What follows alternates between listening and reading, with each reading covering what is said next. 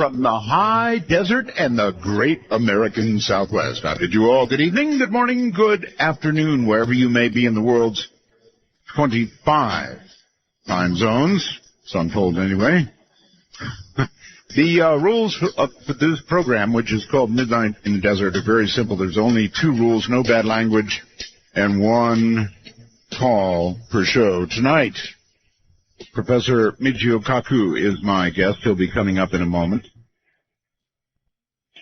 Let's examine a little bit of news. Donald Trump has now a double-digit lead over Ben Carson in the Republican presidential race, and voters say they prefer change over political experience. 2 new national polls show that. Trump leads Carson 32% to 22%.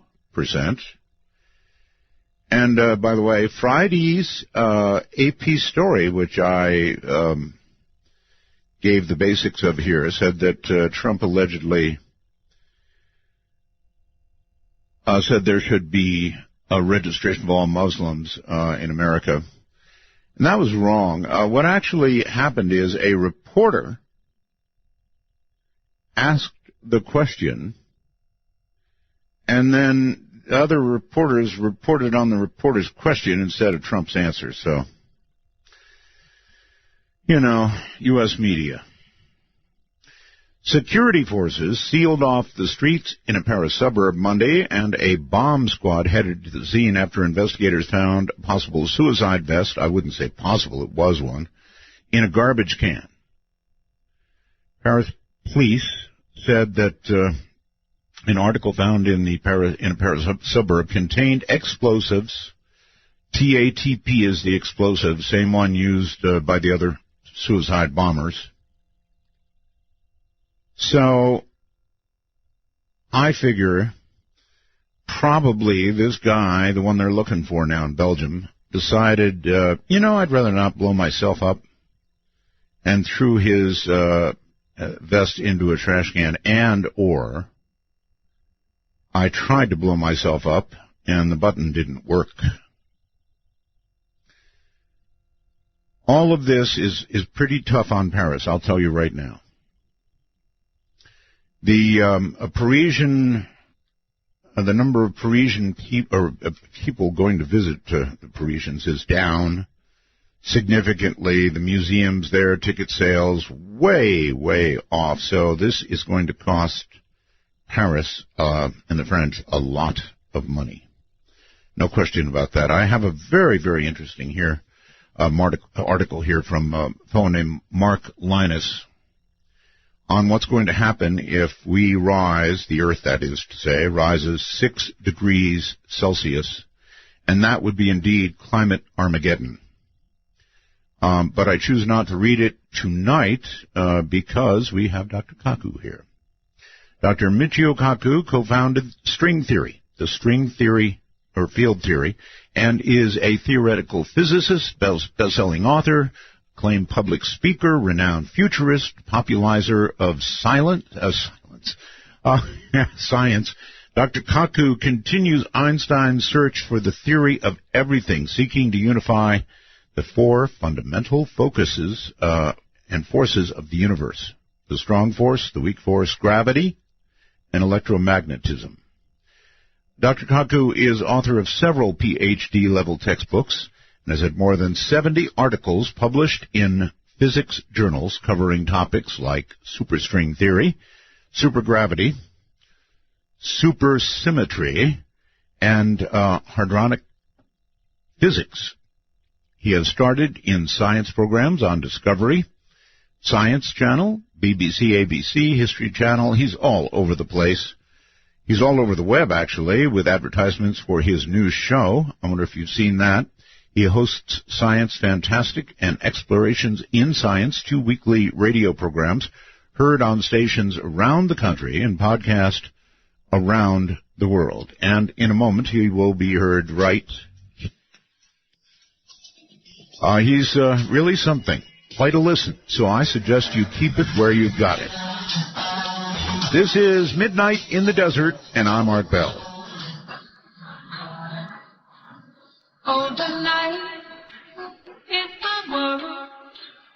city light, painted good. I'm back in a satin dress, in a room where you do what you don't confess. Sundown, you better take care of that man been creeping round my back stairs. Midnight in the desert doesn't screen calls. We trust you, but remember, the NSA, well, you know. To call the show, please dial 1-952-225-5278. That's 1-952-CALL-ART. All right, if I seem a little affected, we thought we saw somebody on the property just prior to the broadcast tonight, so it's been a real circus around here. To now, Dr. Michio Kaku. Doctor, welcome back to my latest incarnation. Art, it's been too long. Glad to be on your show again. So happy to have you.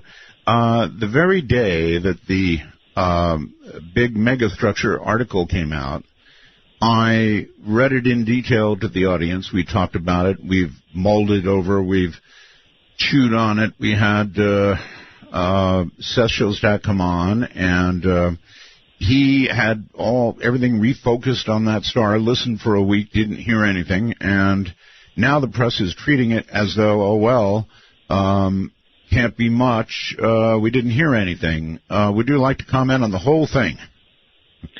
Well, first of all, you can't trust the media. The media is fickle. They have to sell newspapers. Yes. They have to make deadlines. That's right. So you can't go by the media. You have to go with what is testable, reproducible, and falsifiable. In other words, science. And scientists are scratching their heads over this thing. This has caught the astronomical community with their pants down. Here we have a reproducible, testable, falsifiable two events that have no logical explanation at the present time. Starlight dims by about 1% or so if Jupiter were to go in front of our star. But we have two events where starlight went down by 15% and 22%. That is humongous. That is off scale. And so astronomers are going through their encyclopedia of anomalies, trying to cook up anything that even comes close to a 22% diminishing of starlight. And so far, I have yet to see in the literature anything that can logically explain this. This has really caught the community with our pants down.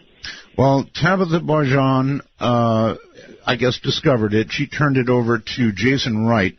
Both of them looked really, really hard at this. And as I've told other guests, Doctor, I would think considered their career, their family, their future, and said a lot of things before they ever uttered the word possible alien. Well, we're scientists. We're not Hollywood producers. We have to look at the hard data. And the data right now is off scale. We have no reproducible, falsifiable explanation for the phenomenon right now. So an alien megastructure is on the table. Let's face it. Unless someone can come up with a credible scientific reason for taking it off the table, it is on the table. And the fact that we haven't picked up any radio signals from that star really does not mean much of anything. I mean, after all, if we were looking at a distant star, would we look for Morse code? No, we would assume that these aliens are far beyond Morse code and they wouldn't communicate that way. That's right. Well, let's assume that these structures are built by an alien civilization. You can count that it would be on a scale of what is called a Type 2 civilization. And a Type 2 civilization would use communication methods that we would find fantastic. And so I think that it's, of course, natural that we're not going to pick up any signals. So it's not decisive one way or the other. Thank you. The press is very lazy, and that includes some talk show hosts who just dismiss things. Oh, you didn't hear anything? Okay, well, end of that story. So anyway, it's still there. It's still every bit as much of a puzzle. And we need to, I guess, keep looking at it for if it repeats yet again. I mean, what could do that? The only thing I've heard running around that's possible is a comet swarm. Yes, all the other logical, usual suspects have been ruled out. For example, a binary star system. If you have two stars going around each other, then it's conceivable one can dim the starlight of the other. But that doesn't fit the characteristics of this either. These apparently are non-periodic. We don't see a regular periodicity like we do with planets and things. And dropping a starlight by 22% is unprecedented. I mean, we've never seen anything like this before. So either the story is as big as the discovery of fire or the invention of the wheel, or it could be a wild goose chase. But either way, it's going to be a lot of fun. Well, I did ask Seth if, in its own way, this is as big as the WOW signal was, and he went, oh, yes. So how long are we going to have to wait? Any thoughts on that before we get another opportunity to see the dimming? Well, the key word is reproducible. We scientists want to make sure that we have not just one event, but a few events to play with. Right. And that means that we're just going to have to sit tight and wait for the next dropping of starlight. And then at that point, we're going to train our spectroscopes at it. We're going to try to see whether we can see the fingerprint, the signature of gas, the signature of hydrogen. We're going to try to pick up radiation from the starlight to try to figure out if it fits any of the known signatures and fingerprints of cosmological astronomical objects. For example, dust clouds. It'd be very easy to roll out dust clouds or even comets by looking at the spectral lines of the next event. And so, yeah, we're going to be training our telescopes on the star, hoping that we're going to see another such event. We've seen two so far, so the chances of seeing another one within the next few years is pretty large. All right. For the audience who may not have heard you previously, you have a sort of a sliding scale of intelligent life and how it would develop, and you have put it into types of civilizations, right? Could you run through that for everybody very quickly? Yes. When we physicists look out of space for intelligent life forms, we don't look for little green men. We look for energy signatures of type 1, type 2, type 3 civilizations. A type 1 civilization is planetary. They can manipulate all the energy that falls on their planet from their star, meaning that, for example, they would control the weather or modify the weather at will. Planetary phenomenon, volcanoes, earthquakes can be modified, sort of like Buck Rogers, that kind of technology. Then there's type 2, because they exhaust the power of a planet, and the next energy source is the mother star. And so they mine the star. They can create what are called Dyson spheres to surround the entire mother star. They can create a Death Star if they want, like the movie Star Wars. So a Type 2 civilization is like Star Trek. It's like the Federation of Planets. They can just barely manipulate stars in the Star Trek series. That's Type 2. A Type 2, by the way, is immortal. Nothing known to science can destroy a Type 2 civilization. They can deflect meteors, comets, ice ages.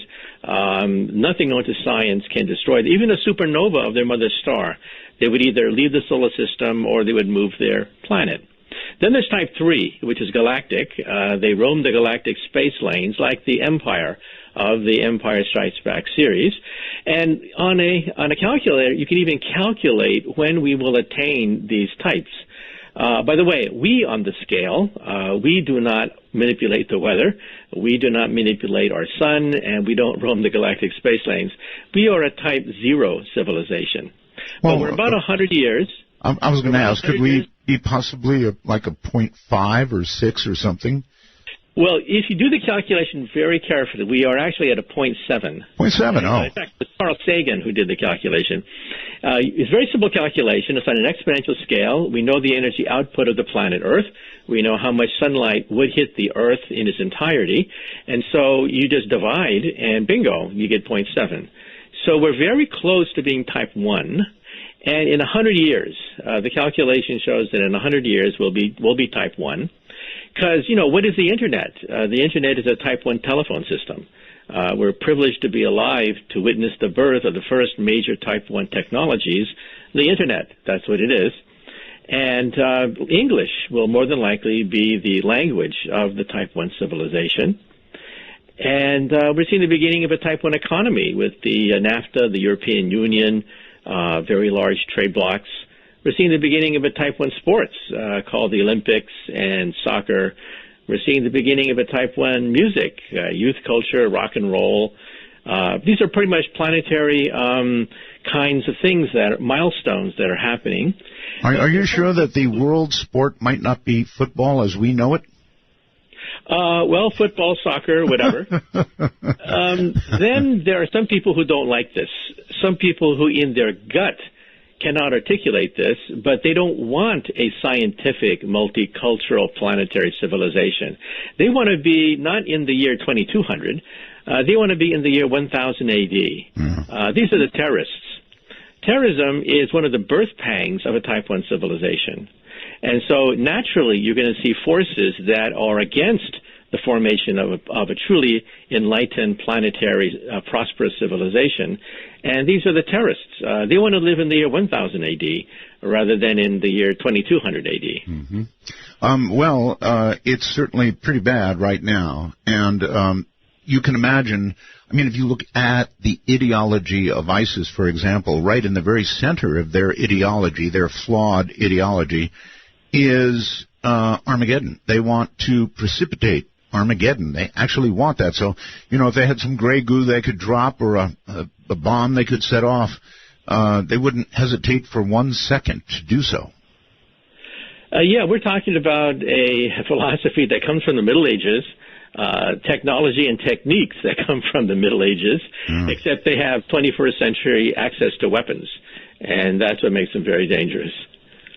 Well, Professor, do you think it's going to end up being a hiccup on the way to Type 1, or is it going to be something more than a hiccup, going to set us back? Well, let's hope that it's a hiccup. However, there was a very influential article written by the former Prime Minister of Malaysia, an Islamic country, a few years ago, and he lamented the fact that the Islamic world is sort of like repeating a debate they had 1,000 years ago, which led to the decline of the Islamic Empire, and that is the nature of truth. Where does truth come from? 1,000 years ago, there were some scholars that said that truth comes from nature and experiment. But the other side said, no, truth comes from the Quran. And you see, Allah can change reality anytime he feels like. Therefore, there's no necessity to discover the laws of nature because they can be changed at any point. Unfortunately, said the former Prime Minister of Malaysia, the religious zealots took over. And that began the decline, the 1,000-year decline of the Islamic State. Just remember that they had a great civilization 1,000 years ago. The word algebra is an Arabic word. The names of the stars, Algol, Altair, they're Arabic names. And optics was first discovered by the Arabs, not by the Europeans. And the Islamic Empire was a net exporter of science and technology when Europe was ravaged by the Inquisition 500 to 1,000 years ago, and Europe was a net importer of technology. So, said the former Prime Minister, we could be repeating history again. That is, once again, this debate is emerging in the Islamic world. Where does truth come from? And there, once again, is a faction that's saying that truth comes from the book, not from nature. And we could again be, the Muslim world could again be thrown back centuries into the past, which is a real tragedy. Well, they seem to want us to convert or die, and they've pretty well, I guess, decided we're not going to convert, so they're working on the how to kill us part. Yeah, that's a dangerous part, because you have people that don't believe in nature. They believe in, you know, the mythologies and traditions coming from a book. And how you interpret that book, as we all know, is a matter of taste sometimes. And so that's why we're going to have this struggle for quite a while. But again, we had it 1,000 years ago, and we're having it again. All right, well, here's a question for you. If we could instantly eliminate religion around the world, all of it, would we have a better planet or a worse planet? Well, personally, I think we're genetically hardwired to be religious. If you were a Martian landing on the Earth for the first time, you would realize that all great civilizations have some form of religion. That's right. And you would basically conclude that there's a God gene. We, of course, are rational beings. We don't necessarily have to be slaves of our genes, but there probably is a genetic propensity to be religious. And so I think we're going to have these religious discussions for hundreds of years into the future. Wow. Well, I have a friend who wrote a book that everybody gets angry about called The God Part of the Brain, and it's kind of along the same lines. He is an atheist, but he believes that there is something hardwired in our brains to cause us to worship something. The sun, the moon, God, whatever. Allah? Yeah, it's hard to say. You know, independent of whether God exists, independent of whether religions are correct or not, we are probably genetically inclined to be religious. And I think it was good for our evolution because, religion holds people together. And, in spite of all the bickering of intelligent beings, there's a glue that holds people together, and that's religion. But that was in the forest. That was in the forest thousands of years ago. Now we have nuclear weapons. And it's not clear whether this genetic propensity will get us through some of the turbulent times ahead of us. One of the funniest remarks I think ever made on my program was made Friday. Somehow the subject of nuclear war came up, and a guy called up and said that if it begins, he's going to try to get as much as he can directly under one incoming, yell or signal fair catch, and do himself in that way and just be right under it. It was funny. Okay. Well, I guess that's one way to deal with it. Well, if you watch football, you understand fair catch. Remember that many of my professors built the atomic bomb, and they had very definite attitudes toward their own creation. One of my associates even loaded the Nagasaki bomb with his bare hands. Oh, my. Yeah, he was the one who, in a famous story in the farmhouse, assembled the Nagasaki bomb on a canvas. And, of course, there was no manual, he said, to assemble the atomic bomb. It was the first time it had ever been done. He rode with the B-29 bomber as the bomb was dropped. He saw the bomb drop. It was basically the bomb that he assembled with his bare hands. When you say he loaded it with his bare hands, you mean he loaded the... what was it? Which one? Uranium or? The Nagasaki bomb was a plutonium bomb. Plutonium. Okay. He actually handled the plutonium? Yeah, with, of course, safety precautions. But plutonium is an alpha emitter, and alpha particles are not long range. And so you can handle it. Of course, you shouldn't handle it for very long periods of time. But it's not a very deadly gamma emitter. It basically emits in the alpha radiation range.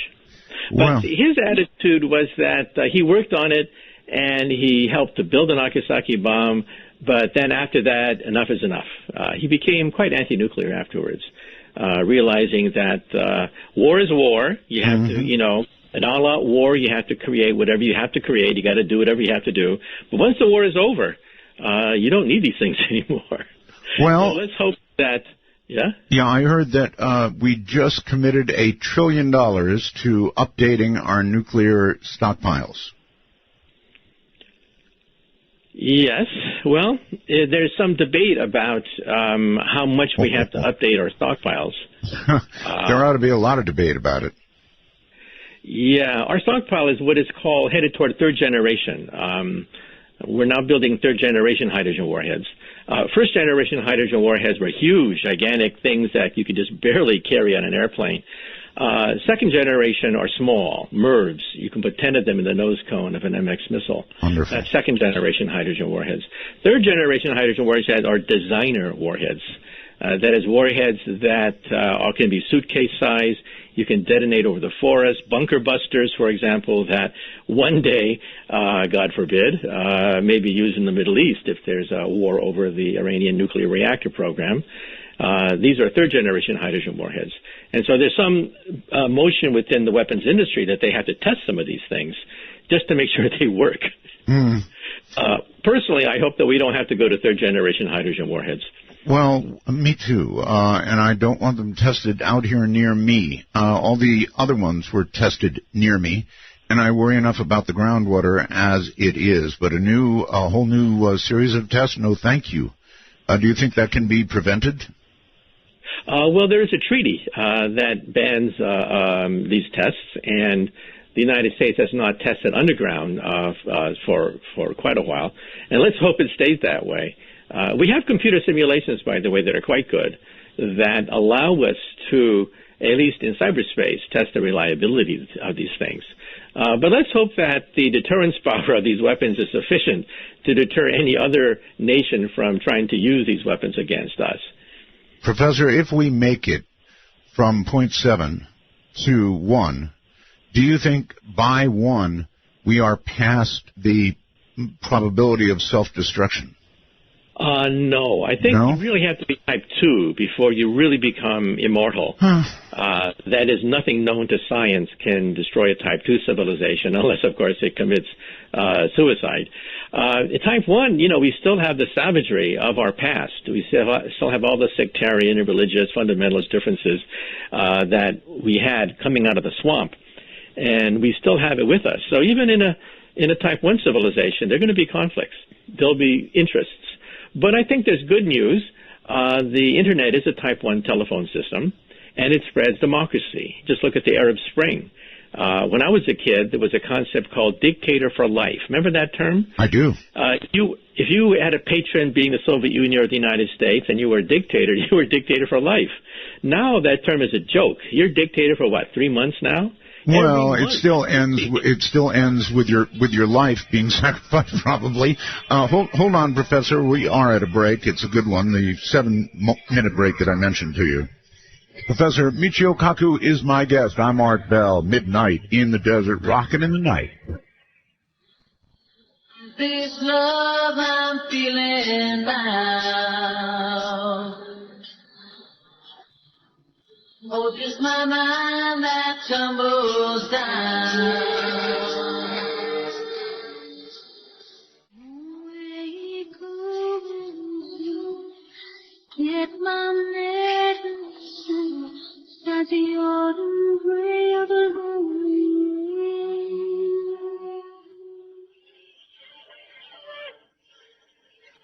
Take a walk on the wild side of midnight. From the Kingdom of Nye, this is Midnight in the Desert with Art Bell. Please call the show at 1-952-225-5278. That's 1-952-CALL-ART. Honored to have Professor Michio Kaku tonight. Great to have him. He's been doing a lot of speaking, a lot of traveling, and it's nice that you would stay up with us tonight, Professor. I know you're probably back in New York, right? That's right. So it's really late then. One other quick question before we leave the megastructure thing altogether.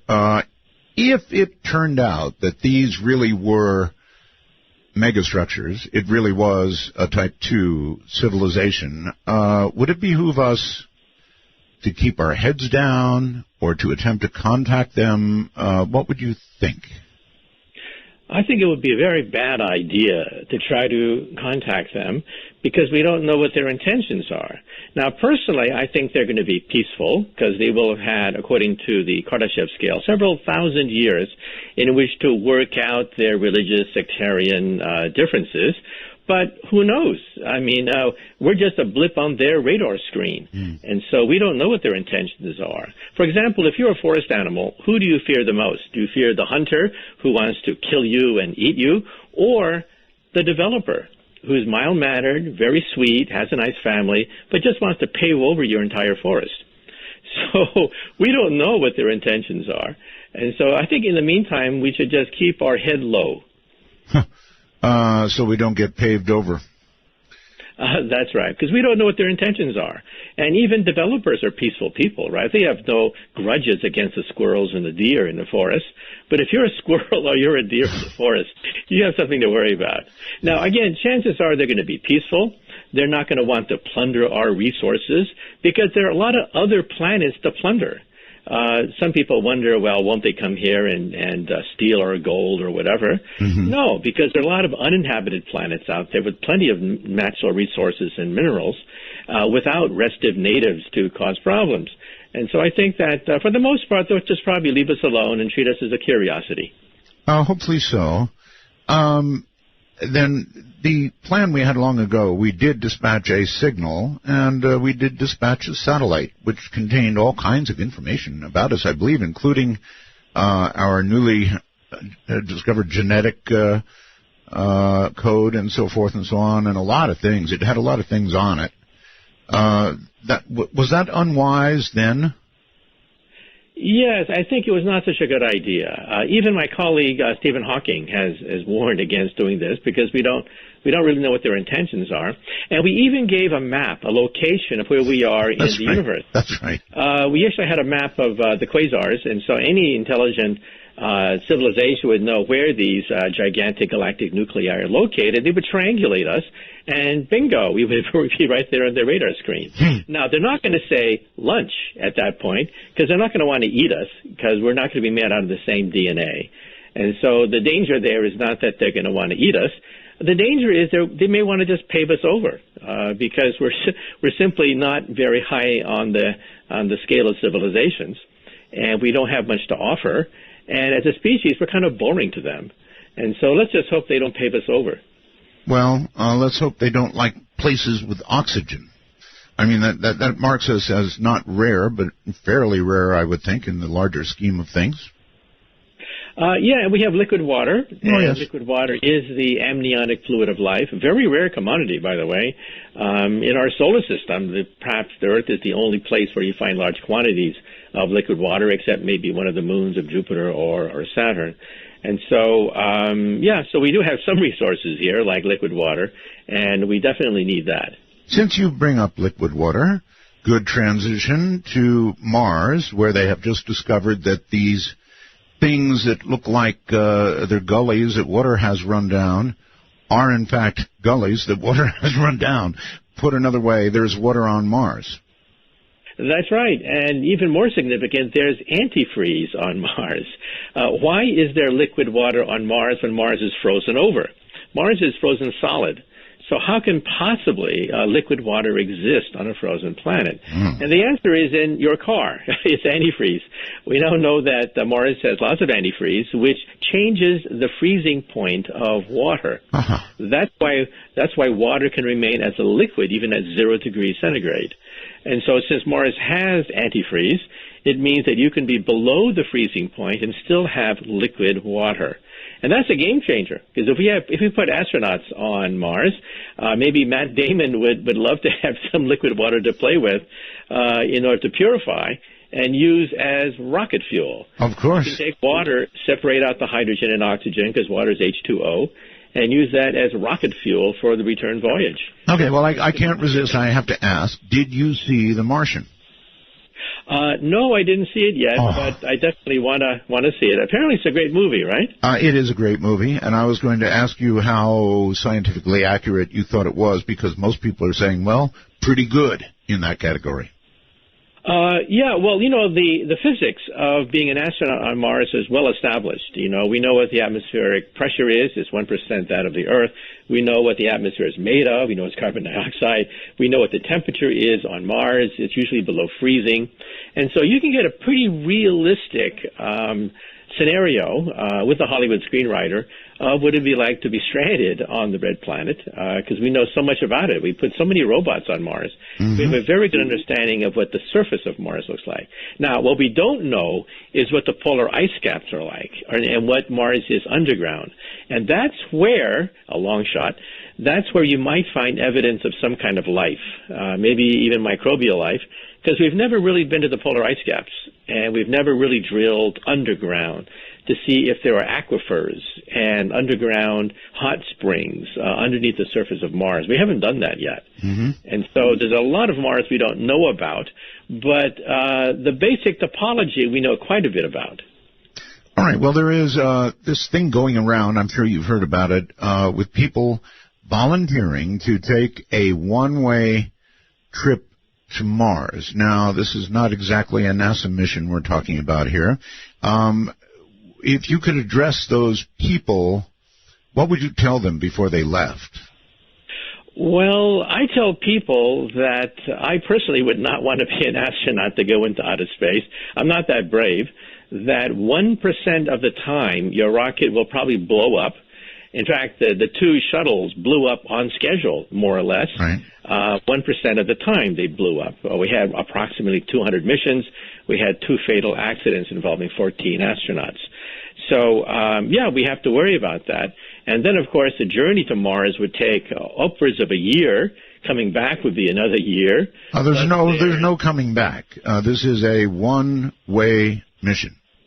They're going to go and they're going to colonize what they can of Mars with no hope of returning. Yeah, well, I think they're glamorizing it too much, because you would only have enough oxygen and supplies to last just for a few weeks on Mars. And that's not going to be a very pleasant few weeks on Mars, knowing that your food, your water, your supplies is running out, and that it's a frozen solid outside.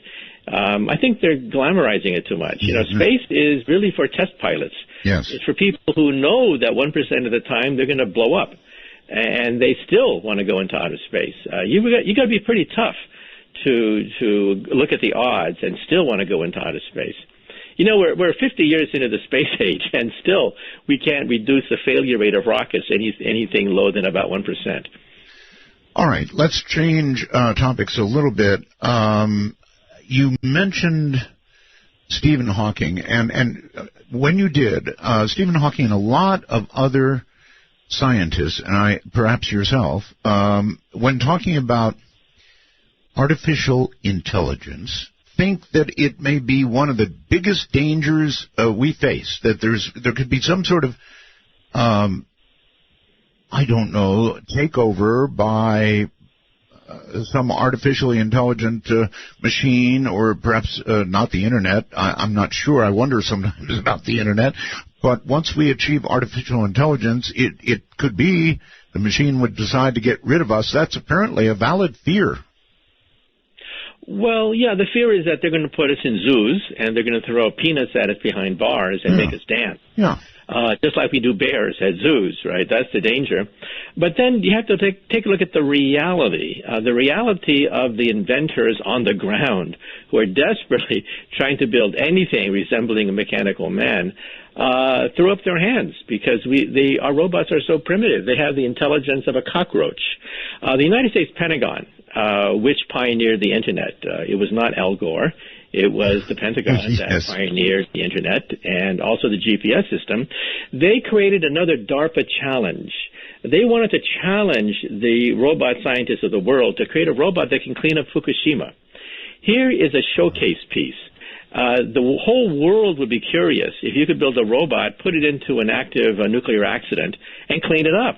That would be great. Instead of 40 years to clean up Fukushima, which is the official number, it would only take, maybe a few months if you had robots to clean it up, right? Sure. Well, the DARPA challenge was very simple. You have to have a robot that can drive a car, sweep the floor, turn a valve, and not much more than that, Children can do that, right?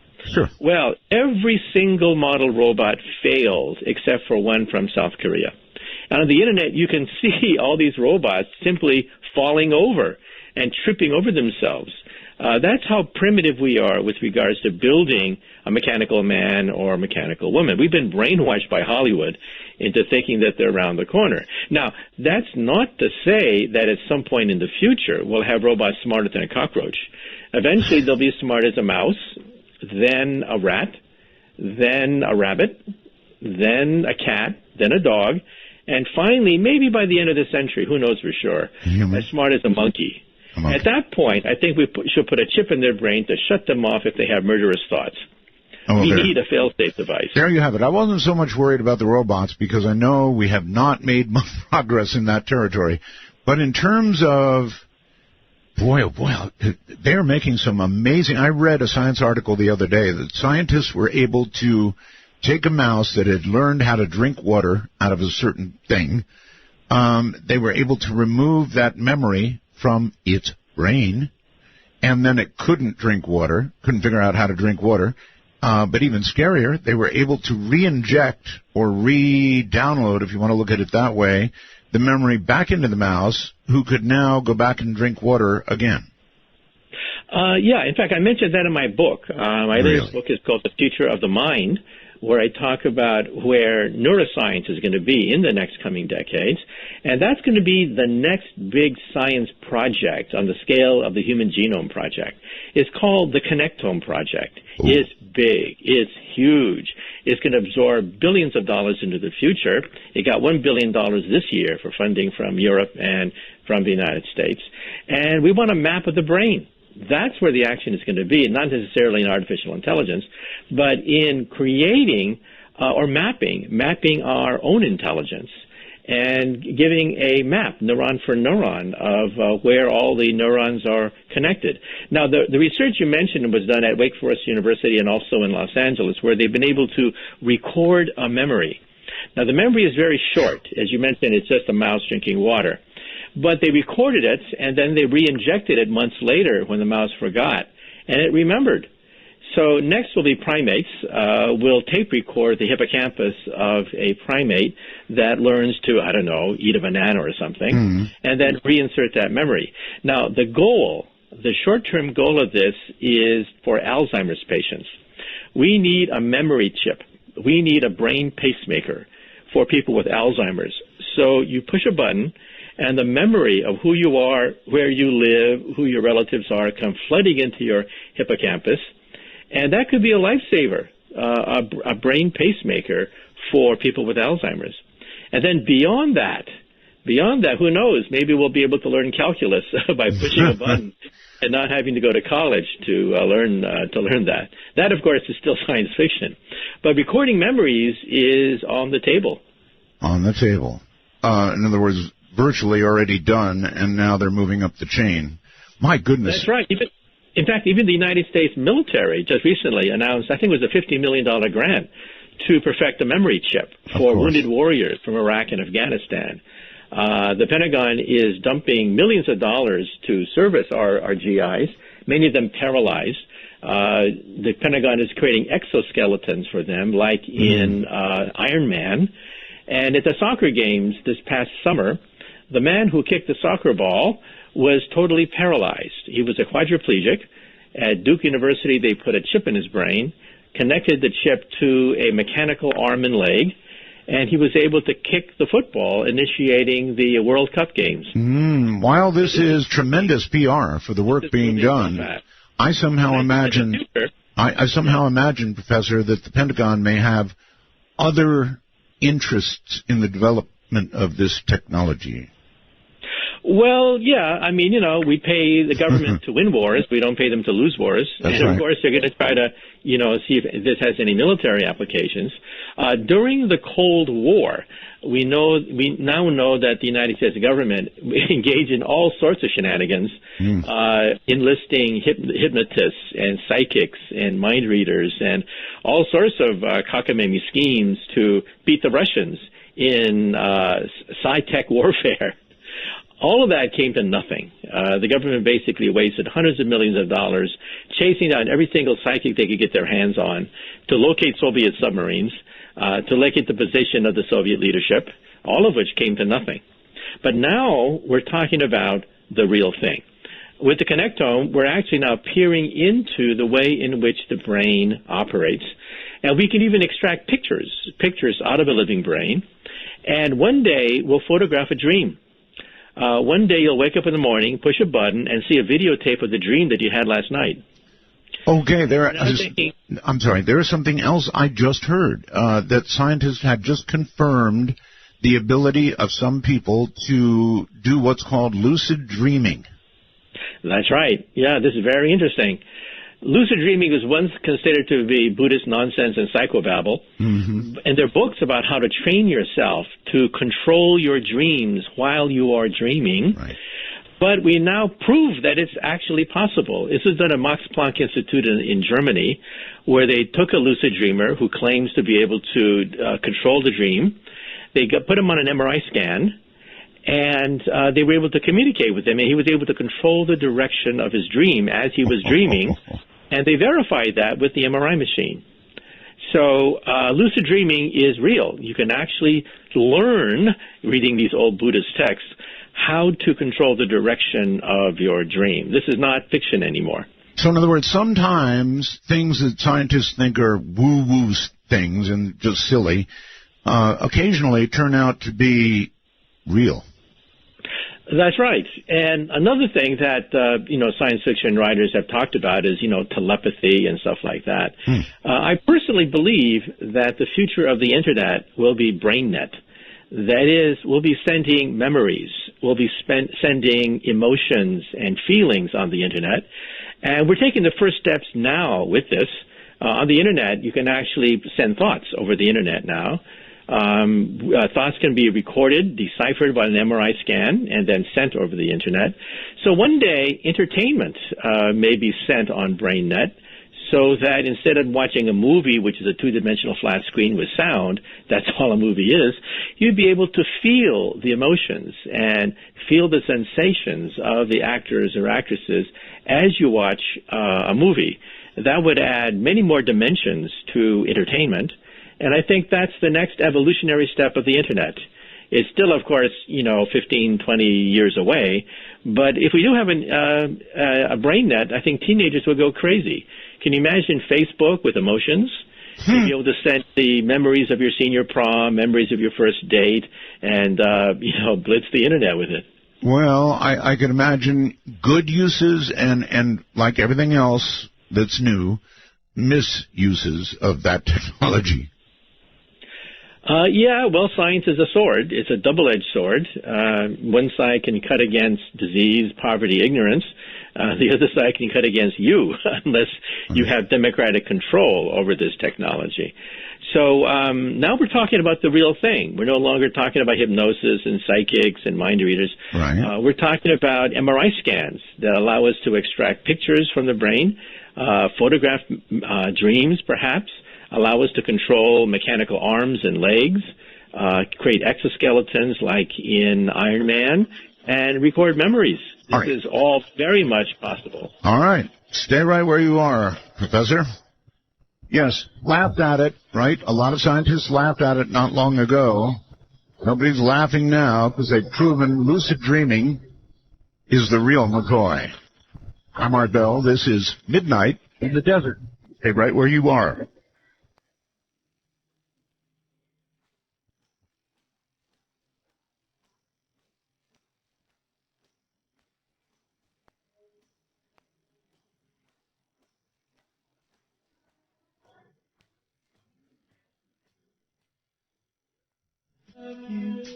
This is Midnight in the Desert. To call the show, if you're east of midnight, call 1-952. Call Art. If you're west of midnight, call 1-952-225-5278. All right, we have Dr. Kaku with us, Professor Kaku, and it's a rare opportunity, so I have so much to ask. Let me get through as much as I can. We'll get to phones. I saw an article recently, Professor, which said, it was always my experience that black holes sucked things in, and like Las Vegas, they stay there. The other day, though, there was an article saying scientists had observed something coming out of a black hole. Now, how does that happen? I'll have to read the article more carefully as to what's coming out of the black hole, but we think that black holes are not totally black. We used to think that a black hole is like a roach motel. Everything checks in, nothing checks out. Yeah. However, Stephen Hawking, my colleague, has shown that black holes radiate a very faint radiation, a glow, and that's called Hawking radiation, and that's because of the Heisenberg uncertainty principle. Since you don't know the precise location and energy state of a black hole, because there's always uncertainty, something must leak out, and it's a very gentle radiation that we hope to find one day. We haven't found it yet. That's why Stephen has not won the Nobel Prize, because we have not yet found Hawking radiation, but it must exist, because we believe in the quantum theory, and therefore it must radiate. Now, this news story I didn't see. Was it a star? Was it gas coming out? It was visible. Outside of a black hole, there is interstellar gas being spewed out. Black holes will burp. They eat stars for lunch, but it's possible that they may burp and temporarily emit a burst of radiation. But in general, if you fall through the event horizon, it's a one-way trip. It's a no-go coming out. So I would imagine that perhaps it was a star that got too close and was slingshotted slingshotted around the event horizon, and it appeared as if it came out of the black hole, when actually it just was flung around like a slingshot. I imagine that that's what happened there. Okay. By the way, did you see the movie Interstellar? I did, and it was a little difficult to follow. I stayed with it most of the way. There were a few questions I had about it, but I thought it was great. And the ending, everyone's puzzling about the ending. Me too. McConaughey is hovering. That's string theory, basically. They end on what I do for a living. I work on string theory for a living. That's my day job. And he was like hovering. Remember that last scene where he's hovering over the past? That's like you hovering over a tea garden, a pond, where you see the fish. The fish in a Japanese tea garden can swim in 2 dimensions. They are 2-dimensional creatures. They can go forward, backward, left, and right. But the concept of up into hyperspace, up into the 3rd dimension makes no sense to a fish living in a pond. But you live in hyperspace. You live in the 3rd dimension. You live in the world of up. Looking down on the fish, you see the fish in its entirety. That's what Matthew McConaughey was doing. He was floating in a higher dimension. And, of course, Hollywood has to find some way of visually representing that. So they had him floating. They had him floating in that strange cubical structure. Right. That cubical structure is very similar to what Salvador Dali painted in his famous painting of Jesus Christ crucified on a 4-dimensional hypercube. You can Google it. Salvador Dali is Hypercubicus Crucifixion, one of his most famous religious paintings, where Jesus Christ is crucified in the 4th dimension. He's crucified above a cross. They were trying to create that visual effect in the final scene of the movie Interstellar. So the movie was basically ending up on what I do for a living. I work in hyperspace. I work in the 11th dimension. Okay. While we're on the subject, you're co-founder, of course, of String Theory, and my producer was talking the other day to a senior scientist, a lady. I'm sorry, I don't know her name, at CERN. We're probably going to get to interview her, but my producer said to her, "Are you looking for other universes?" And she said, "Oh no, we're looking for many, maybe 11." That's right. String theory, when I first mentioned it to you 15 years ago, was still considered the oddball, the outlaw of physics, so to speak. Now we're mainstream. We're center of gravity. We're now the rulers of the roost. String theory has become mainstream. That doesn't mean it's correct, but it means that it dominates theoretical physics. And at CERN, where we have this gigantic machine, we're going to test aspects of string theory. We're going to look for the 11th dimension. We're going to look for mini black holes. We're going to look for all sorts of things that are predicted by string theory. And so we found the Higgs boson. We put our rose in our lapel. We found the Higgs boson. Next, we're going to find dark matter and evidence for string theory. Dark matter, as you know, is the most mysterious form of matter in the universe. Every high school textbook is now being rewritten. Every high school textbook says that the universe is made out of atoms. That's not true. Most of the universe is not made of atoms at all. Only 4% of the universe is made out of atoms. 23% is made out of dark matter. And 73% is made out of dark energy, which is even stranger than dark matter. Wow. And we hope to produce it with the Large Hadron Collider. This is a $10 billion machine, the biggest machine of science ever built by the human race. And we're going to try to look for dark matter, which we think is the next octave of the string. We are the lowest octave. We're the lowest vibration of a tiny rubber band that makes up all the neutrons and protons of the universe. We're the lowest octave. But there's a higher octave, and we hope to produce it with the Large Hadron Collider. And that higher octave, we think, consists of what are called sparticles. Sparticles are these particles that vibrate at a much faster frequency, and sparticles make up dark matter. That is the leading theory as to what dark matter is. It's nothing but a higher musical note on string theory.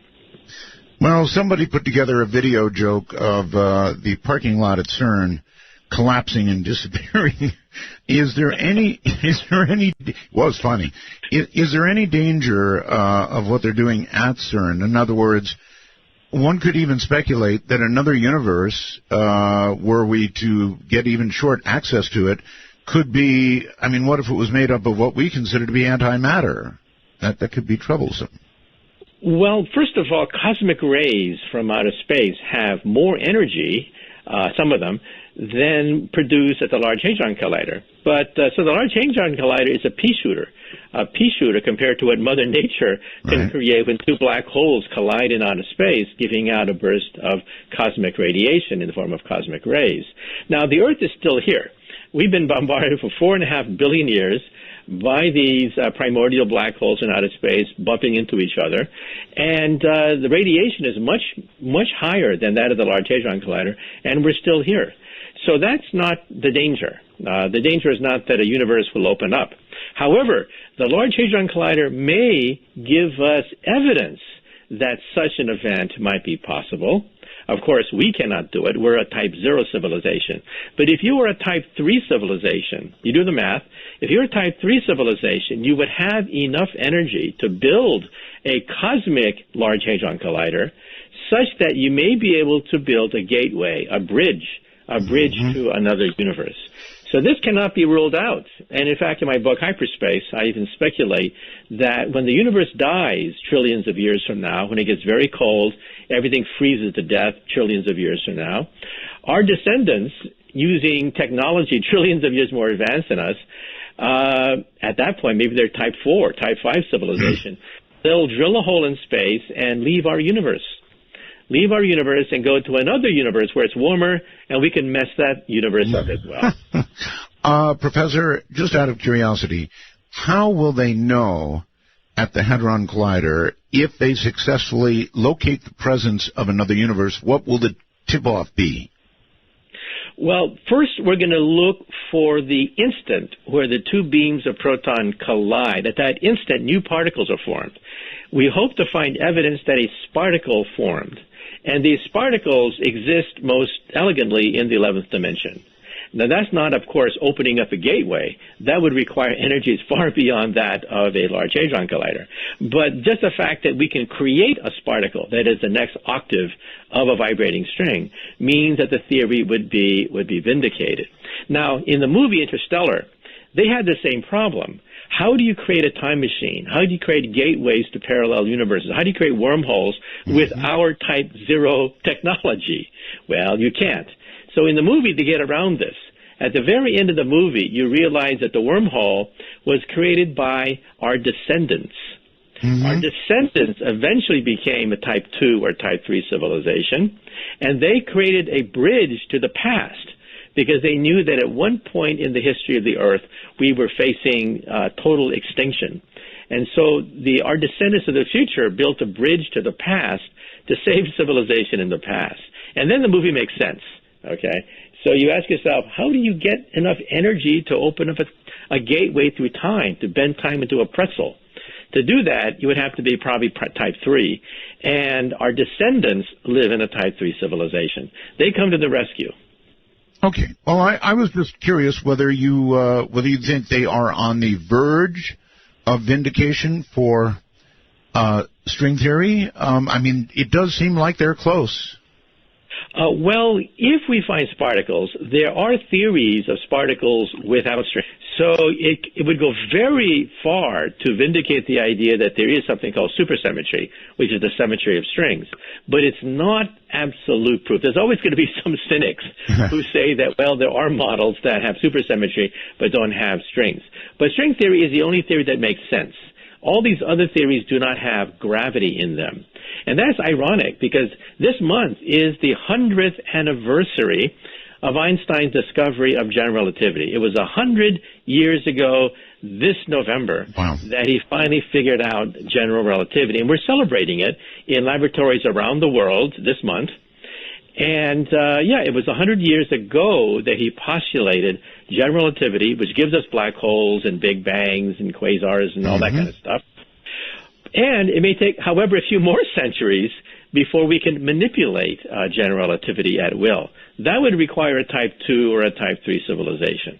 All right. Not for us. All right, but it has held up, and nobody's poked any holes in it. And that's right. Not a single hole so far. Not a single hole. Okay. That's right. It's amazing. The theory has no deviations. There's only two places where Einstein's theory fails. at the center of a black hole and at the instant of the Big Bang.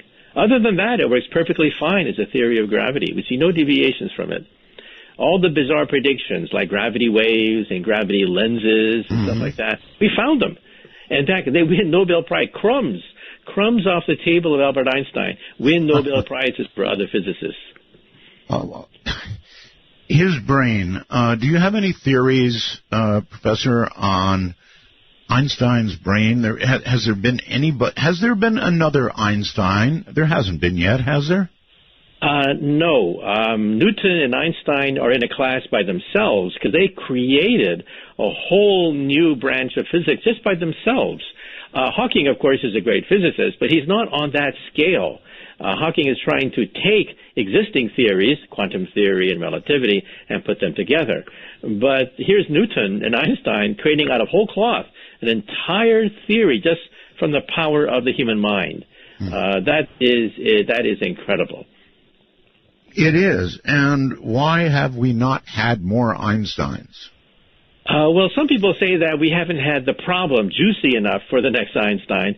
But, the next Einstein could be the person who can unify general relativity with the quantum theory. The leading theory so far is string theory. We think we have the theory, actually, but it's not in its final form, and there are critics because we have not yet proven the existence of 11-dimensional hyperspace. We hope to have experiments with the Large Hadron Collider with particles that would go a long ways toward quieting the cynics, but there's always a possibility that another theory can creep in.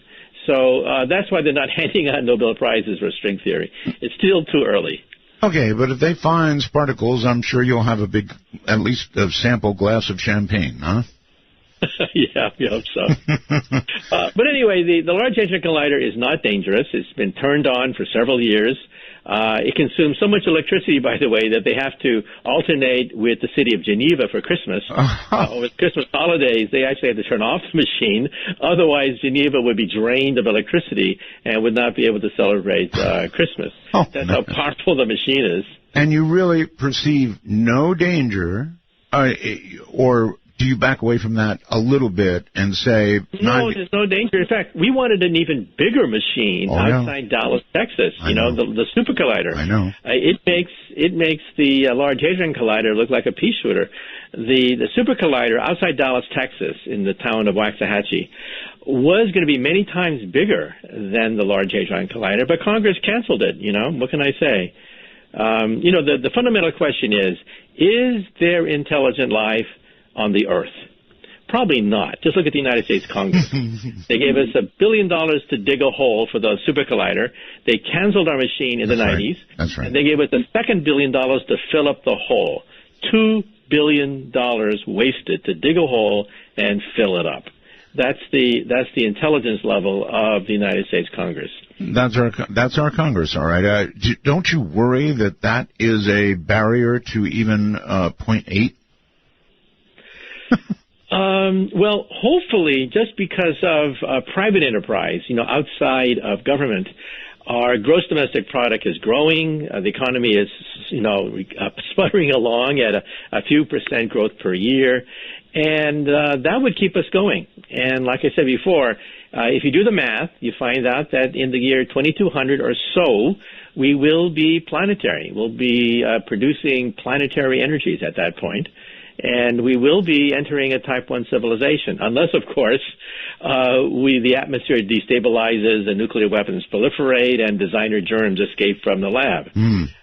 There are some scenarios, doomsday scenarios, but let's hope. Let's hope that cooler heads prevail and that we can control our passions so that we reach a Type 1 civilization by 2200. And if we increase the temperature on the planet by 6 degrees centigrade?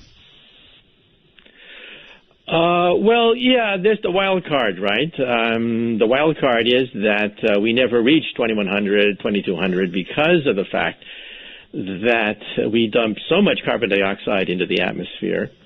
100-year storms, we used to have 100-year storms once every 100 years. Now we have 100-year forest fires, 100-year floods, 100-year droughts every few years. Yes. And every farmer Every farmer, you don't have to convince them. They know the earth is heating up. Summer is almost a week longer than normal. Every farmer has to know this. They have to know when to plant the seeds and when to harvest. Every glacier is receding on the planet Earth. Every major glacier is receding, not expanding. You would expect random fluctuations, right? No. Every single glacier is receding on the planet Earth at the present time. These are not good signs. Well, there's a fellow named Mark Linus who has written an article about 6 degrees centigrade. If that should occur, he says, our subtropical areas would be uninhabitable for human beings. Current areas that are growing food for the world, for ourselves and the world, would be no longer able to do so. That would all move north. The world would change and of course the storms would get unbearable.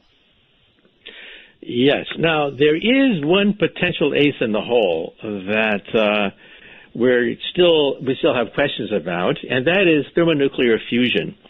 The French, hopefully by 2020, will turn on the first workable fusion machine that can reach break-even, that is, create more energy that it consumes. It's the ITER fusion reactor. The Europeans are betting the store on it. The Europeans are putting $10 billion into the ITER on a scale of the Large Hadron Collider. And it uses seawater. The ultimate fuel for a fusion reactor is seawater. And realize that Mother Nature does not use uranium. We use uranium in our reactors, but uranium is dirty. You split the uranium atom, you get nuclear waste. Nuclear waste has heat, creates a meltdown, creates nuclear waste, as the people of Nevada, for example, know. And it means that Mother Nature has preferred to use a different energy source. Instead of uranium, Mother Nature uses hydrogen in the form of fusion. Clean, has almost no waste. The waste is helium gas, which is commercially valuable, in fact. And seawater is basically a limitless supply of hydrogen. All right, may I ask you a question about fusion? What's stopping us with regard to fusion now? Is it containing the reaction, or is it maintaining the reaction, or both? Well, it's both. Take a balloon and try to squeeze the balloon. You squeeze it in one place, it bulges out in another. Right. Well, that balloon is a ball of gas containing hydrogen. Magnetism squeezes it, but it bulges out in another direction. To try to stabilize that, to uniformly squeeze hydrogen gas is the $64,000 question. That's why the ITER is our best chance to squeeze the balloon without having it bulge out in other directions. And that's why we think that it could hit break-even, perhaps by 2020.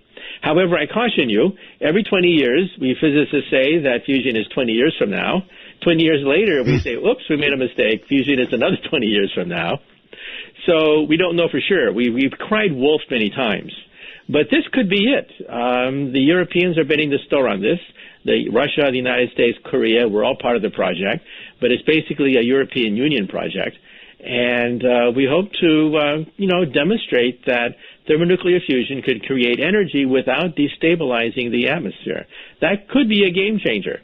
We're crossing our fingers anyway. Certainly would be. Anything that would not continue to heat our atmosphere would be a game changer if it supplied us with energy. Any dangers to look for in fusion, or once put together? Well, go ahead. On the table, it looks pretty good. On the table, if a fusion reactor goes out of control, it simply shuts itself off. Now, why doesn't a uranium reactor shut itself off? How come it creates a meltdown? It creates a meltdown because of all the nuclear waste that you get by splitting the uranium atom. Even if you shut off a uranium reactor, the heat is enough to just keep on going to melt the whole reactor.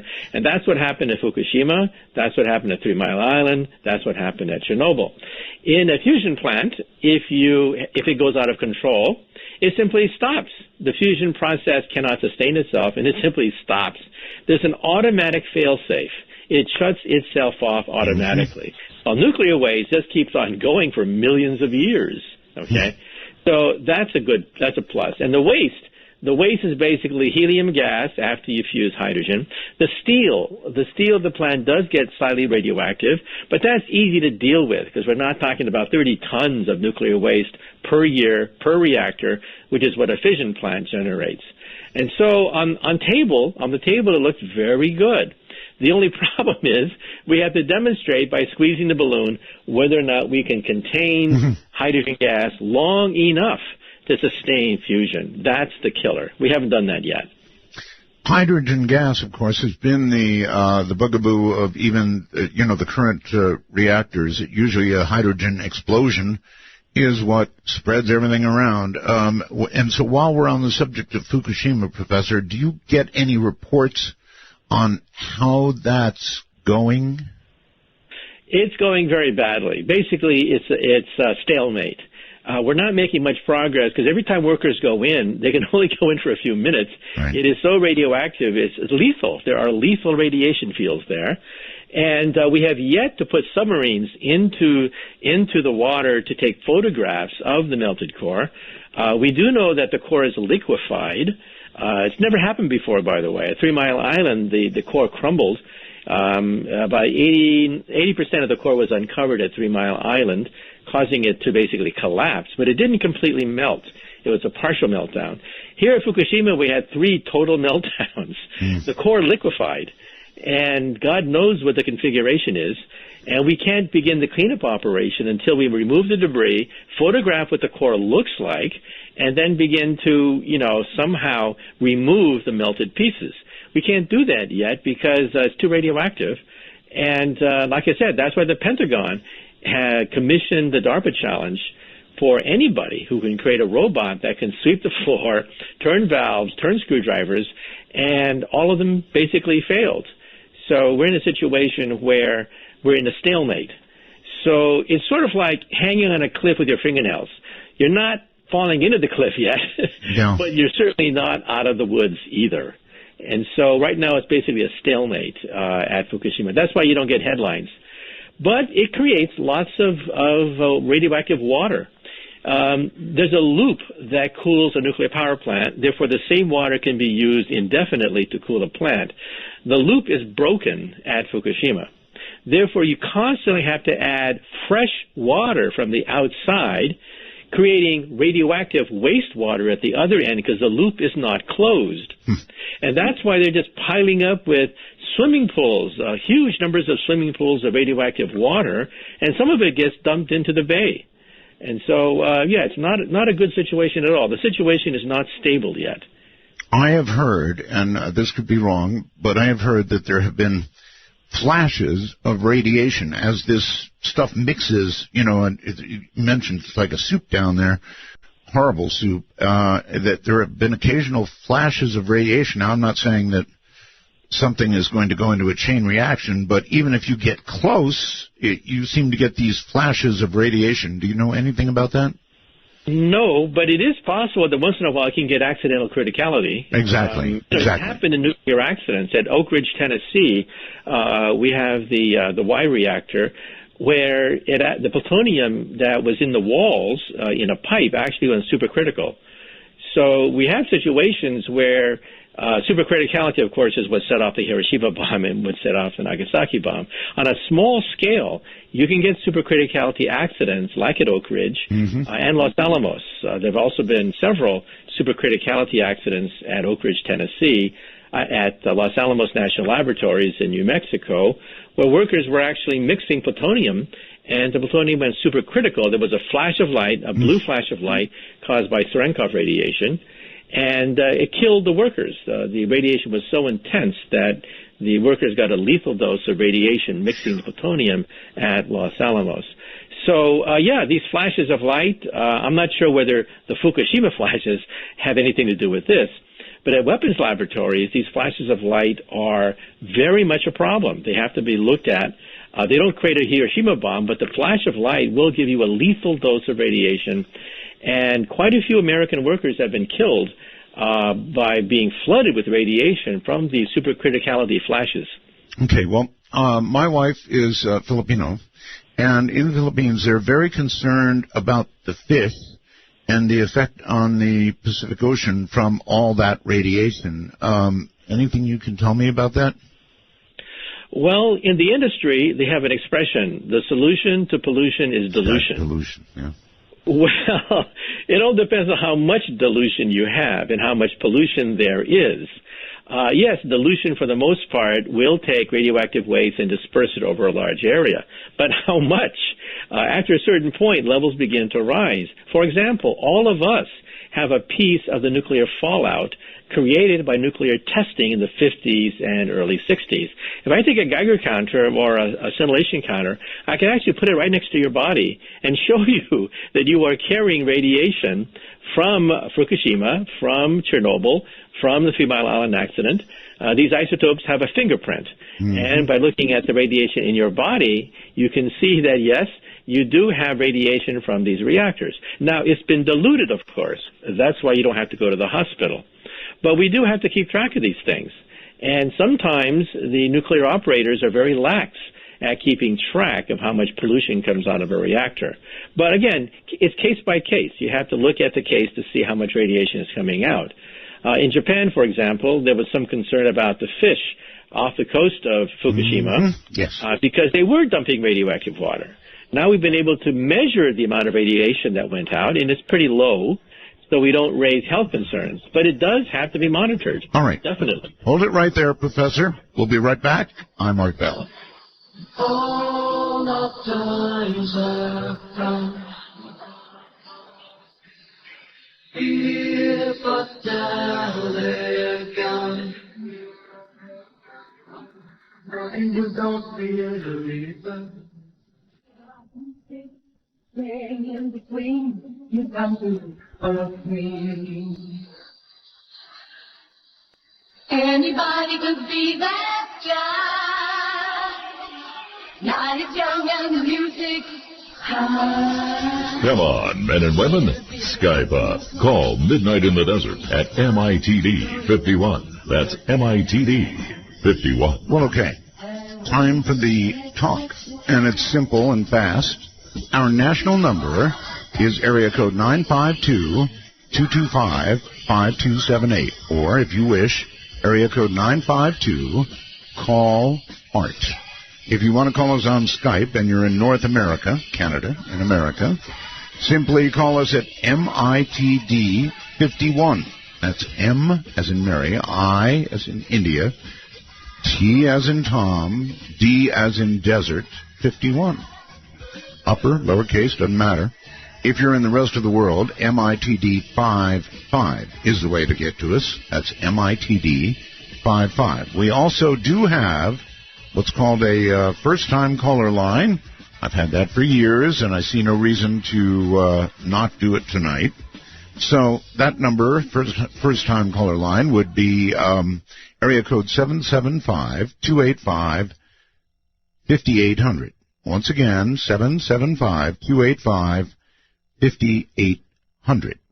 All right, all of that in mind, back to Dr. Kaku with just a couple more questions. Then we will go to the phones. And 15 years ago, you were on the air with me, Professor, and made some predictions.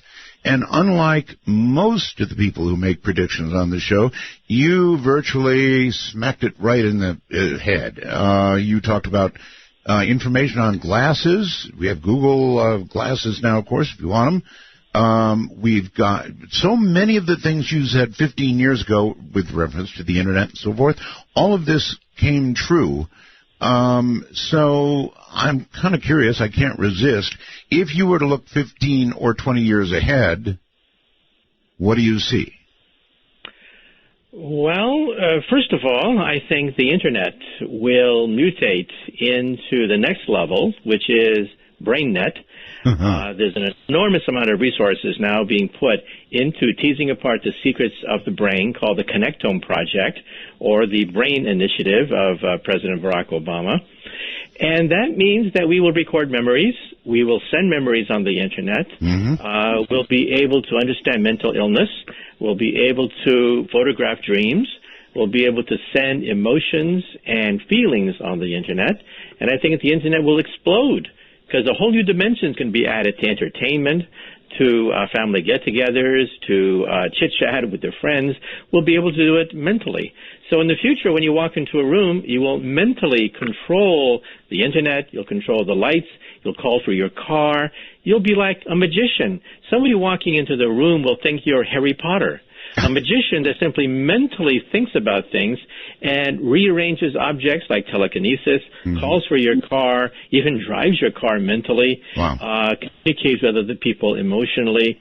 The movies are going to be changed totally because we'll have the extra dimension of feeling added to that.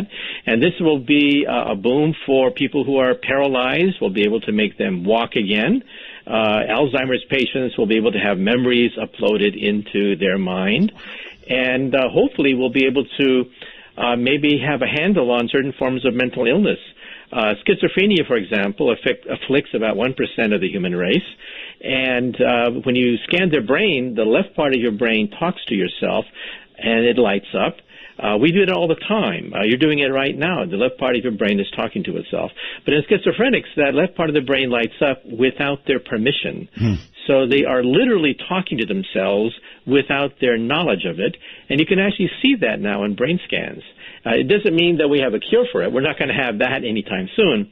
But at least now we're beginning to understand that some mental illnesses are caused by miswiring of the human brain. Not that certain parts are blown out and we have to replace whole parts of the brain. No, they're miswired.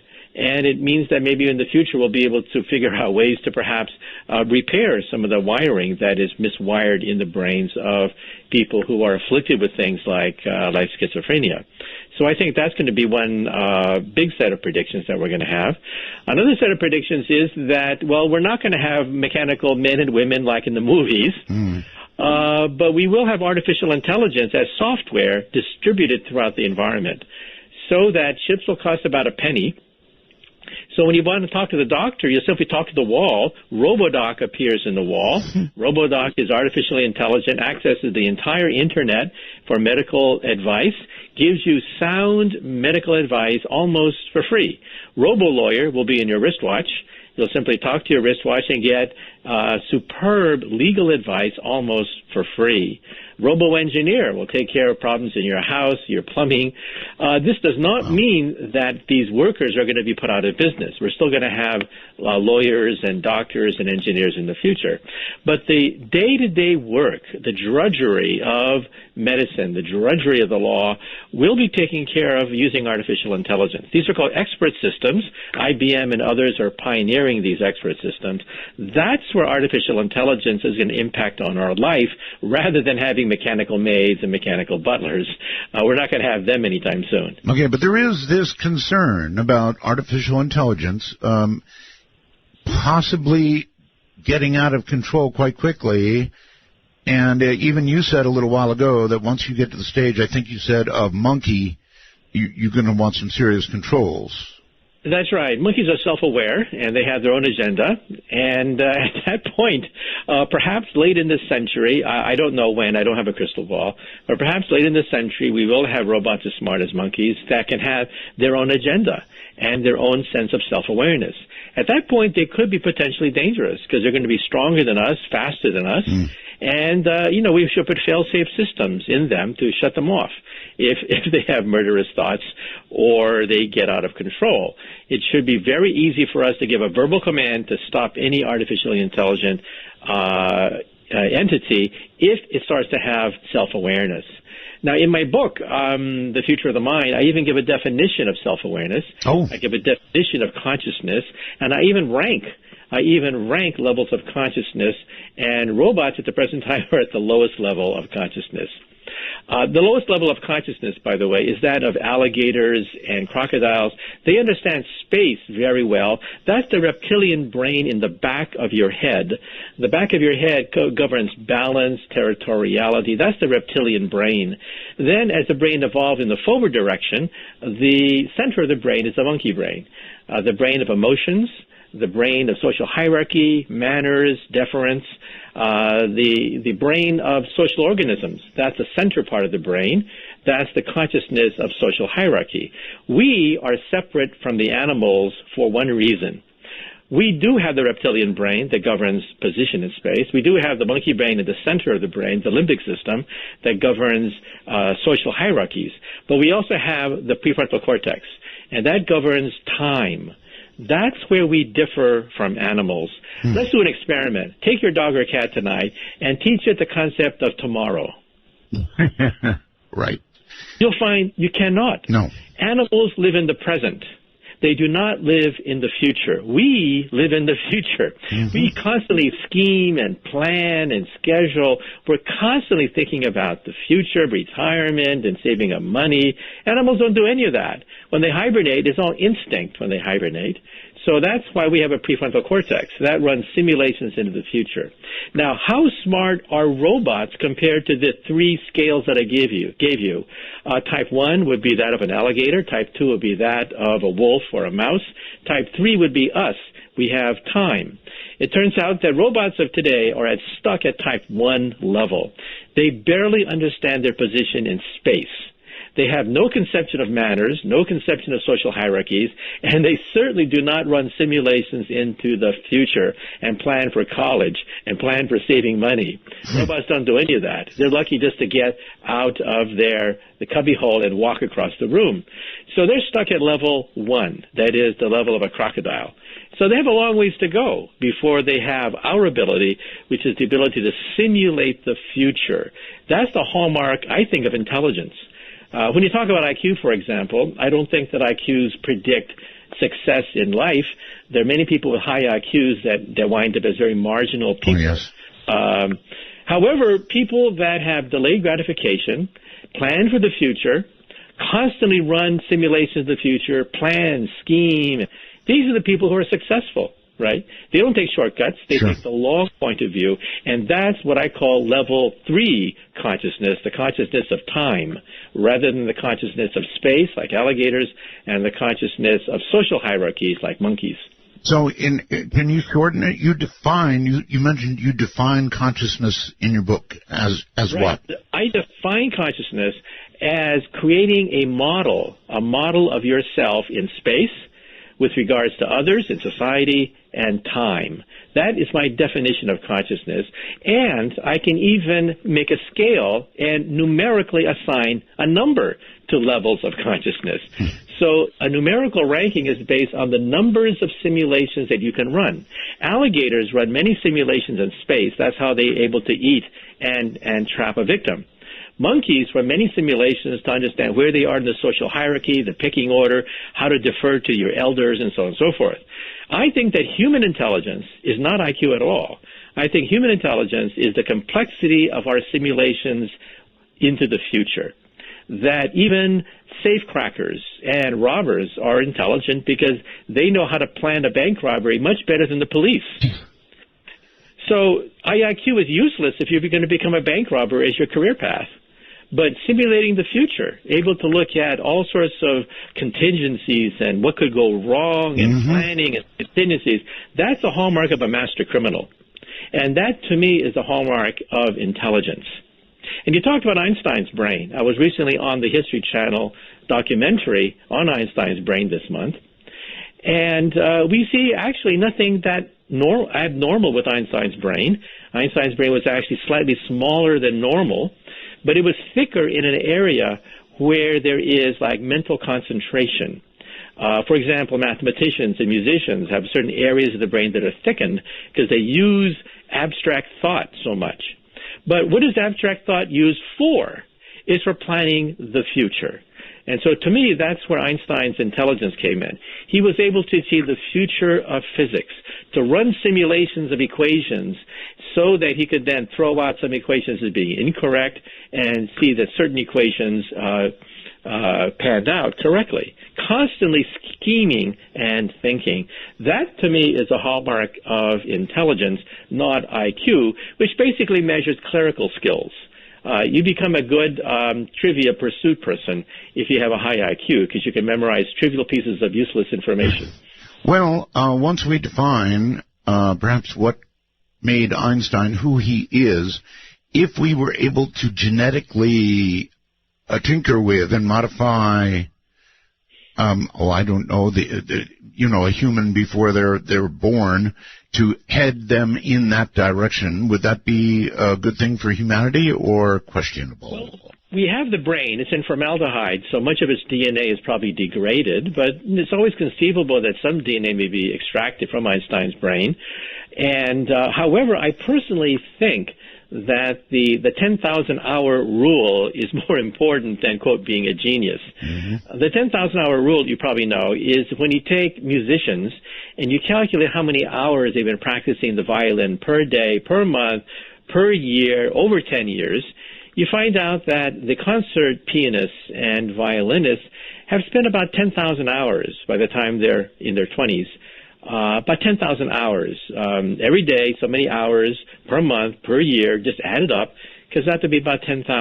When you talk about music teachers would be on the level of, maybe 3,000 or 4,000 hours, but not the 10,000 hours necessary to become a concert pianist. I think with Einstein, he probably had a 10,000-hour rule because he was constantly thinking about physics. When he was 16 years old, he thought about a thought problem that took him 10 years to crack. Wow. And when he cracked it, he changed world history. And, of course, the atomic bomb is a byproduct of that idea. He wanted to know whether you could outrace a light beam. That one question he dwelled on for 10 years nonstop. Can you outrace a light beam? The answer is no. But when he finally got the answer, it led to E equals mc squared, which changed world history. And so, again, I think is being able to run constantly thinking about simulations of the future. That's the essence of genius. If Einstein had not done what he did when he did, as special as he was, do you think today we would have the atomic bomb? Well, I think it would have been delayed. I think there were other people like Lorentz and Poincaré who were onto it, but they didn't have the whole package. Lorentz and Poincaré, for example, thought that if you run faster and faster, you tend to shrink. And the shrinking was basically wind, the ether wind, compressing the atoms of your body. Einstein said no. He said space itself is shrinking and time is slowing down. Now, his competitors wouldn't go that far. They had the mathematics. They came very close to getting Einstein's theory of relativity, but they couldn't make the last step. And that is that time itself and space itself are distorted, not just atoms being compressed, like what Lorentz and Poincaré thought. It's not just a physical effect. They thought it was a mechanical effect of atoms being compressed. No, it's space itself that is being compressed. And in that sense, Einstein was way ahead of his competitors. Now, general relativity, which he got 100 years ago this month, general relativity, I mean, that is just from outer space. I mean, people who look at it, their jaws hit the floor. And they say, how can the human mind in 1915, okay, come up with a theory that even today dazzles science fiction writers and Hollywood script writers with all its wondrous complexities? It's amazing how that theory could come out of the human brain. When Einstein released that, when he said, I have done it, here it is, if we went back in time and we could really read what scientists were saying, read the debate that then I'm sure was raging, were they all saying incredible, great, correct, or was there a great controversy? Neither. It was a great silence. Really? When Einstein came out with his theory, the first one in 1905, he was looking at his mailbox every day, looking for comments from other physicists. I wrote a biography of Einstein, Einstein Cosmos, where I had to go through the magic year of 1905 when he first got relativity, special relativity. And basically, there was thundering silence. Nothing. There was no reaction. Everyone ignored his work, except one person. One person understood what Einstein did, and that was Max Planck. And he was in Berlin. He was the most famous quantum physicist of his time. And he was the one who said, look, this guy is on to something, okay? And then the whole thing broke open. Because all of a sudden, Einstein had a champion, someone who was willing to promote his work in scientific conferences, right? And that changed everything. And then, of course, people began to wonder, gee, could you make a bomb out of this? And at first, Einstein said no, because atoms are very tiny, they're isolated, you cannot magnify the power of an atom to create an atomic bomb. Right. But then Leo Szilard came up with the chain reaction. In fact, he patented the chain reaction. And that changed everything. Then all of a sudden, E equals mc squared was no longer just a curiosity.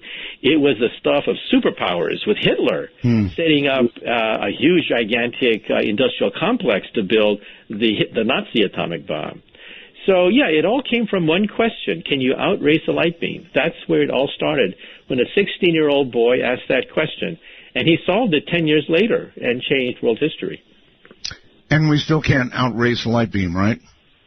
No, we still cannot, unless you use general relativity, which has loopholes. General relativity is a theory of gravity, much more sophisticated than the 1905 theory. And it has loopholes, like wormholes. If time is a river, then the river of time can bend, curve, speed up. And string theory says that maybe, just maybe, it'll also be able to have forks in the road. So the river of time could fork into two rivers, which means that time travel cannot be ruled out totally. Of course, it's still a long shot, but there are physicists who are looking at time travel very seriously as a theoretical phenomenon predicted by Einstein and might be made possible by string theory. We're not sure. Wow. All right, we have to get to the phones. Right now we have to take a break, so stay right there. But I have sort of hogged you with so many questions, and I could just keep going and going. Nevertheless, I have to turn you over to the audience, so if you all are ready, Dr. Kaku will take calls. I've had nothing but bad luck since the day I saw the cat at my door. So I came into you, sweet lady, answering your mystical call. I'm in you're in me, 'cause you gave me the love that I never had. Wanna take a ride? Exclusively on the Dark Matter Digital Network. This is Midnight in the Desert with your host, Art Bell. To call Art, please dial 1-952-225-5278. That's 1-952-CALL Art. Never misses, right? Gets me once a day. All right, Dr. Michio Kaku is here. And I'm sorry, there are two extremely brief questions I have, and then it's all going to be turned over to you. Professor, recently I have seen news that NASA is examining what appears to be an EM engine, a drive, and they believe that it works. Have you heard about it? Yes, it's basically an ion engine in plasma form, or a plasma ion engine. And engines of this type on a more primitive scale have been looked at for decades. It's an ion engine similar to the inside of your old TV set. There's an electron gun in these old vacuum tube TV sets, and it shoots out a beam of electrons. Now, that's not like the exhaust that comes out of the Saturn booster rocket. Right. That exhaust, of course, is thrilling and sets your heart aflutter. However, the ion engine can be turned on for years, while the Saturn rocket can only be turned on for a few minutes. So in a race between the tortoise and the hare being the Saturn rocket that has this burst of energy for 5 minutes, versus the ion engine that is slow and steady like a tortoise for years at a time, the tortoise eventually wins. Now, the latest variation is the plasma engine, where you get a very steady stream of electrons and protons, much greater than previously thought. And so that has more of a thrust than the old ion engines. And eventually we hope that they'll take us to Mars. I think that in the future, when we have interplanetary long-haul missions that are standard, that there'll be ion engines, that time is not the most important thing. If it arrives there a year late, it's not so important. So for those things that are not time urgent, we'll have ion engines take us between the planets. But, you know, there is this problem. Going to Mars takes about a year with a standard chemical rocket, and in a year, a lot could happen. You could have accidents. The astronauts will lose a tremendous amount of calcium and other vital minerals, and people might go crazy, cramped up in this tiny little capsule for a year at a time. And weightlessness and micrometeorites, radiation, you name it. There's all these problems out there. And so I think that's why NASA is seriously looking at a new generation of ion engines that generate more thrust in the form of a plasma. A plasma, for example, is what the sun is made out of. It's ionized hot gas, and using that to go to Mars. But at the present time, we're still wedded to chemical rockets.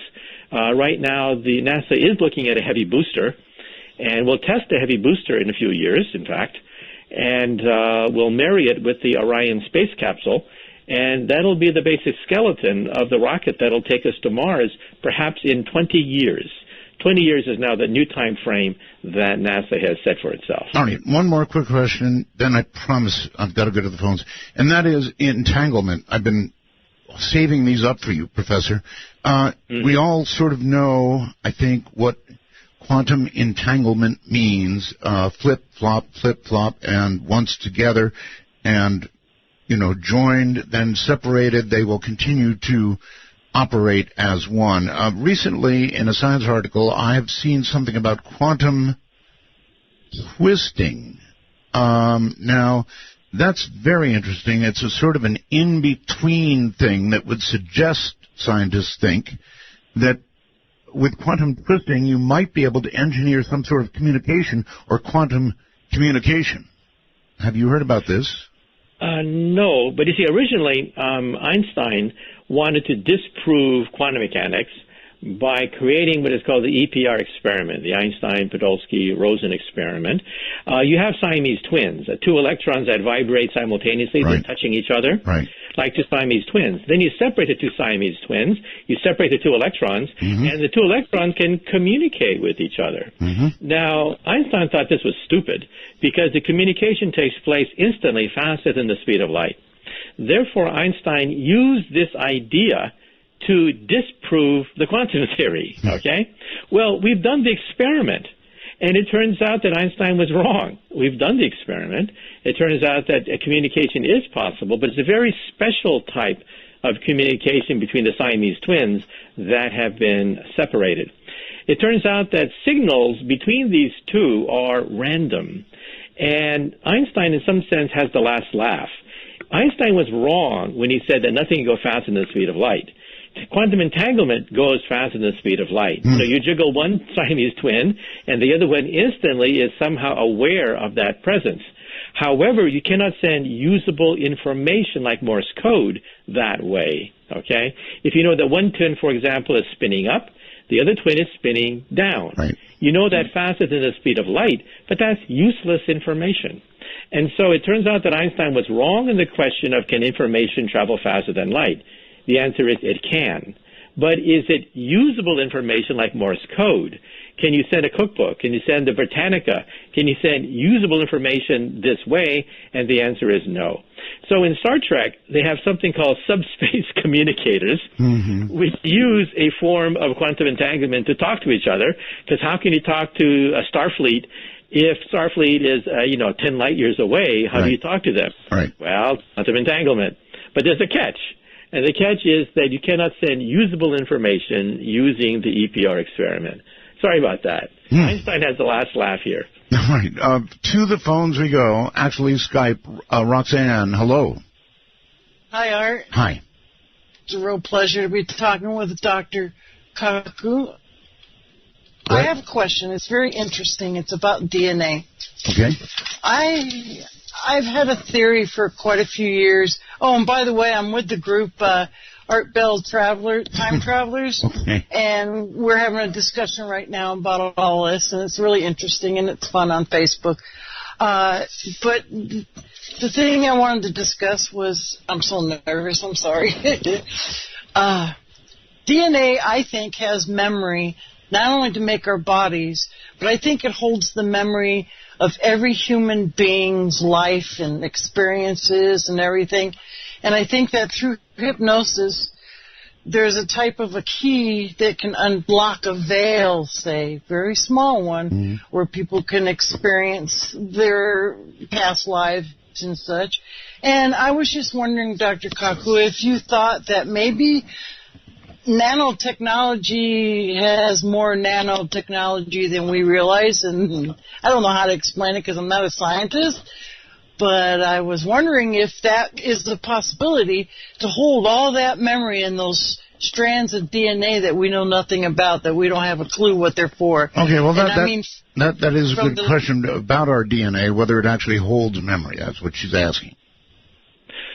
Well, you can calculate how many combinations are possible with DNA. DNA has 3 billion base pairs, and there are 4 nucleic acids per base pair.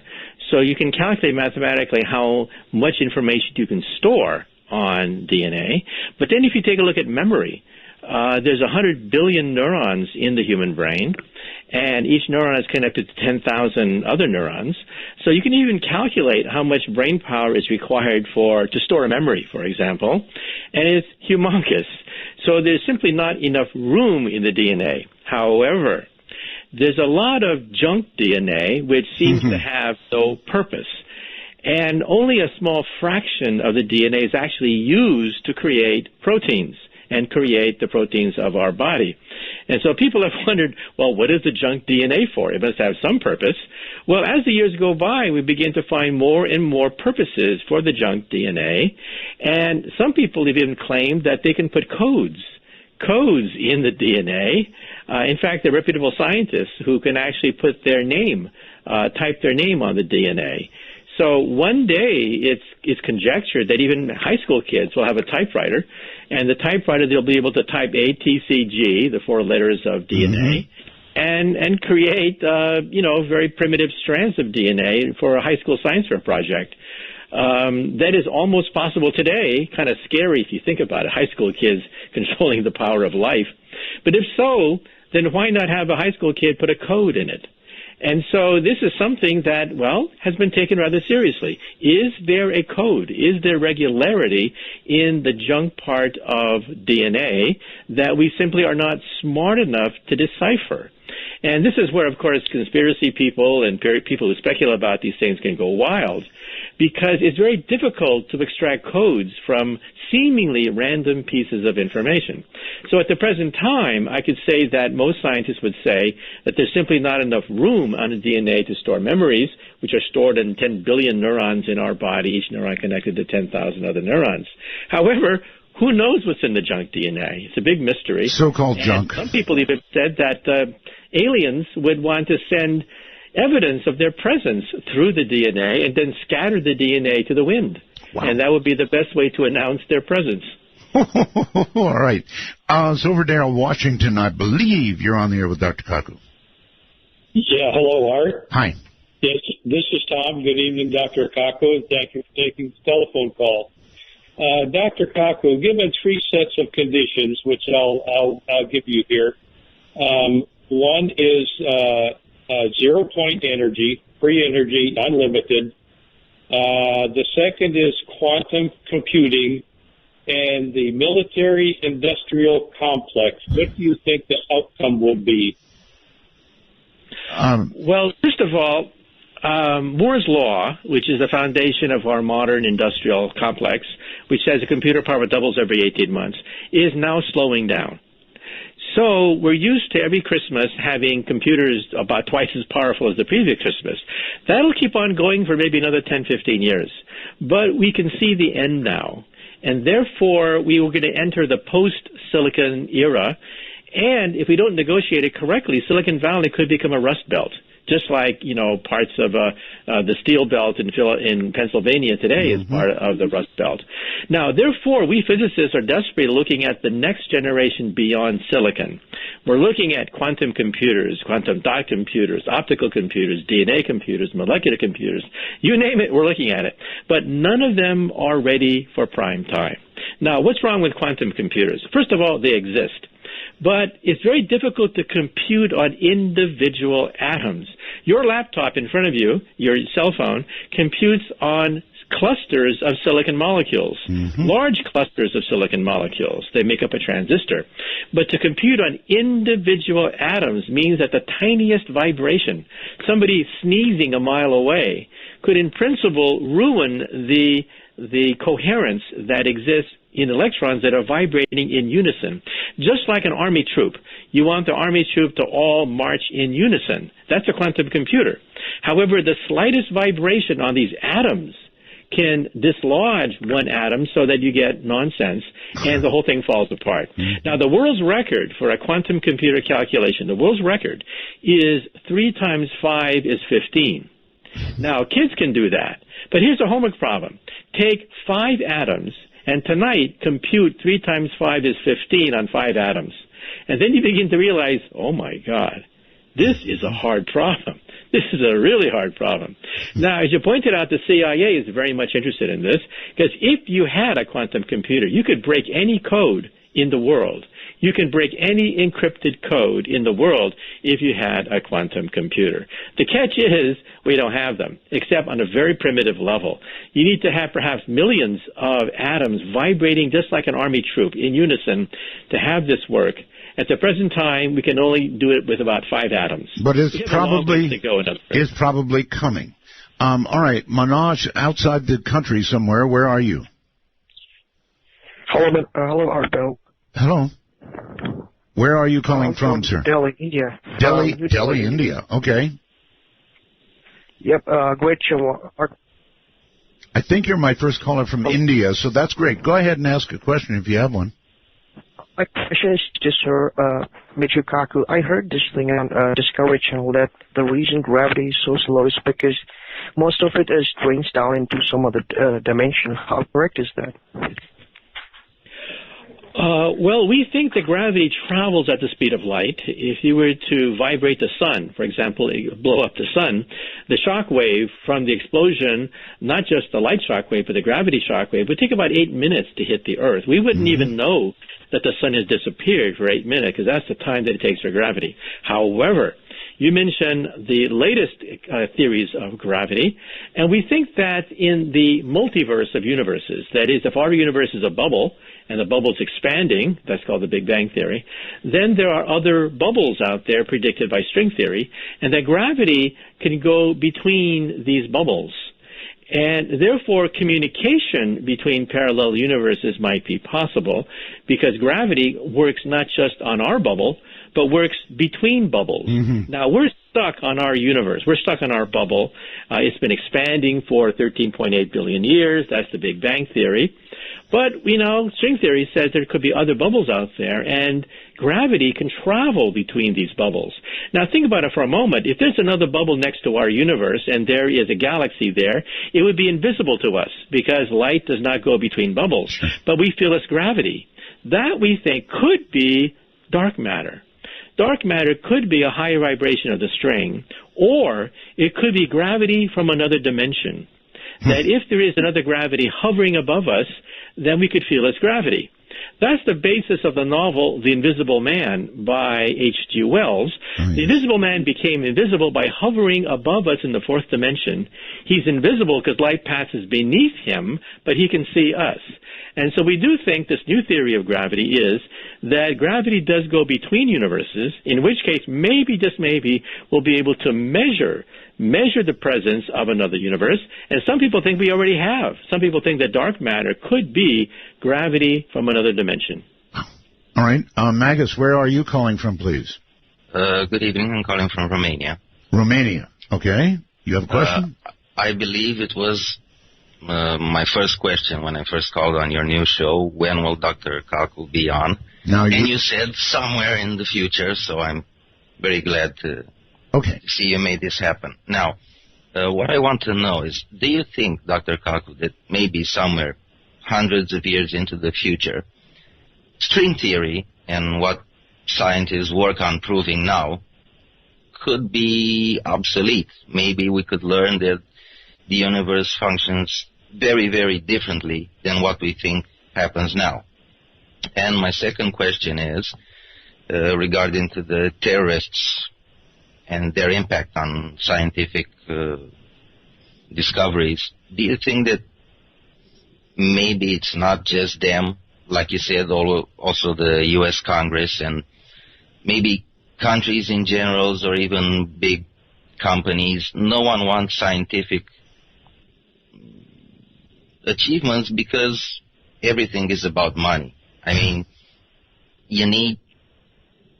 if you discover a new energy source, who's to say that that will be free? All right. There's two questions there. So, string theory, obsolete? Okay, well, let's take those two questions. First of all, politics. Politicians are former lawyers, and in law, you sue Peter to pay Paul. It's a zero-sum game. You sue Peter to pay Paul. When a lawyer becomes a politician, you tax Peter to pay Paul. It's also a zero-sum game. Mm-hmm. You simply rearrange money. You massage money a different way. But you see, science is about getting a bigger piece of the pie, making a bigger pie, creating something out of nothing. The transistor, the laser came out of the minds of quantum physicists, and they created tremendous wealth as a consequence. That's what science does, from the steam engine to the light bulb, to generators, to computers, the internet, the space program. Science generates wealth, but politicians don't understand that. They rearrange wealth in the form of taxation and lawsuits, while we physicists create wealth. In fact, the engine of prosperity is science. Now, science does say that if a theory violates one experiment, it should be thrown out. You know, the Nazis were responsible for a book, 100 Experts Against Albert Einstein. And Albert Einstein was asked about that. The Nazi party was saying that they have 100 scientists who disagree with you. And they were asked, Einstein, won't your theories become obsolete, or are they wrong? And Einstein said, you don't need 100 scientists to prove me wrong. You just need one fact. That's true with any theory. One fact will disprove Einstein. So far, we have not found any. Right. At the present time, we're looking for that one fact that may disprove string theory. So far, we have not. It is the only theory so far that has withstood every single challenge except one, to experimentally prove it. Sure. All the other theories have been proven to be wrong. You can take any of the hundreds of unified field theories that have been proposed. Every single one is wrong except one. And, of course, we still have yet to find that one experiment that will either clinch it or disprove it. It may come from the Large Hadron Collider. I'm curious. You're a co-founder of string theory. When you did that, you were what age? Well, I was a young professor here at City University of New York. It was in 1974. Mm-hmm. It was 1974 when string theory was just getting off the ground. There were hundreds of different formulas you had to memorize to use it, rules of thumb. I wanted one equation, 1 inch long, that would summarize all of string theory. That's my equation. That's string field theory. Now, my equation is 1 inch long, and it summarizes all the physical laws of the universe so far. However, I should point out, in all fairness, that we now believe there could be membranes as well as strings. This is called M theory, with M for membrane. Mm-hmm. And membranes are extremely hard to work with. Strings are quite easy, actually. Even 11-dimensional strings are quite easy to work with. But membranes are quite difficult, and we're stuck right now. So we do not yet have a field theory of membranes. But we do have a field theory of strings. That's my theory. Field theory allows you to summarize all string theory and all of physical law into an equation 1 inch long. That's my equation. So you did that when you were younger, it's fair to say, and I think we've talked about this before, but young physicists tend to come up with their best work in a certain kind of age range. Now, I guess it's not exclusive, but it's pretty much true, right? Yeah, Einstein was 26 when he came out with special relativity. One reason I think that very, very young people are sometimes the path breakers is, A, they have no distractions, no committee meetings, no prizes to pontificate about, right. No distractions. They're poor, they're lean, they're hungry, mm-hmm. They shut off the telephone, they shut off the cell phone, and off they go to win a Nobel Prize. Mm. And second, they don't have to curtsy to the powers that be. They can thumb their nose in the face of the powers that be because they're after the big prize. They're not after, politeness and decorum and, making sure your elders feel appreciated and stroking feathers. They're not interested in that. They're interested in the big prize, the big brass ring. That's why I think that very young people come up with these fantastic ideas. But, even older physicists like Erwin Schrödinger, he was in his late 30s when he came up with the quantum theory. And so, different theories can come out of different people from different ages, mainly when you're young. But it does help to have a world with no distractions and no awards and dinner party speeches to give. Talk shows to do. Talk shows to do, right? That's right. All right, Chris on... 3 o'clock in the morning, right. Chris on Skype, hi. Hello, Art and Dr. Kaku. Hi. Since this was brought up earlier, I have a question relating to the people calling themselves the Islamic State. All right. One of the greatest recruitment factors for this group and many others is the almost hopeless political and economic situation that they find themselves in, and the traumas that many of these people have experienced, all of which has been blamed on the West. So my question to you is, what changes do you think could be made to convince these people that the next 100 years will be significantly different and significantly better for them and for their families than the past 60 years have been? Pretty good question. Thank you very much. You're I'll welcome. take my answer off the air, and happy Thanksgiving. Right, thank you. Actually, it is a good question. I don't know the answer. Professor? Well, it's a hard question to answer because for these young people, there's a lot of romanticism going on. They think they're building a new world.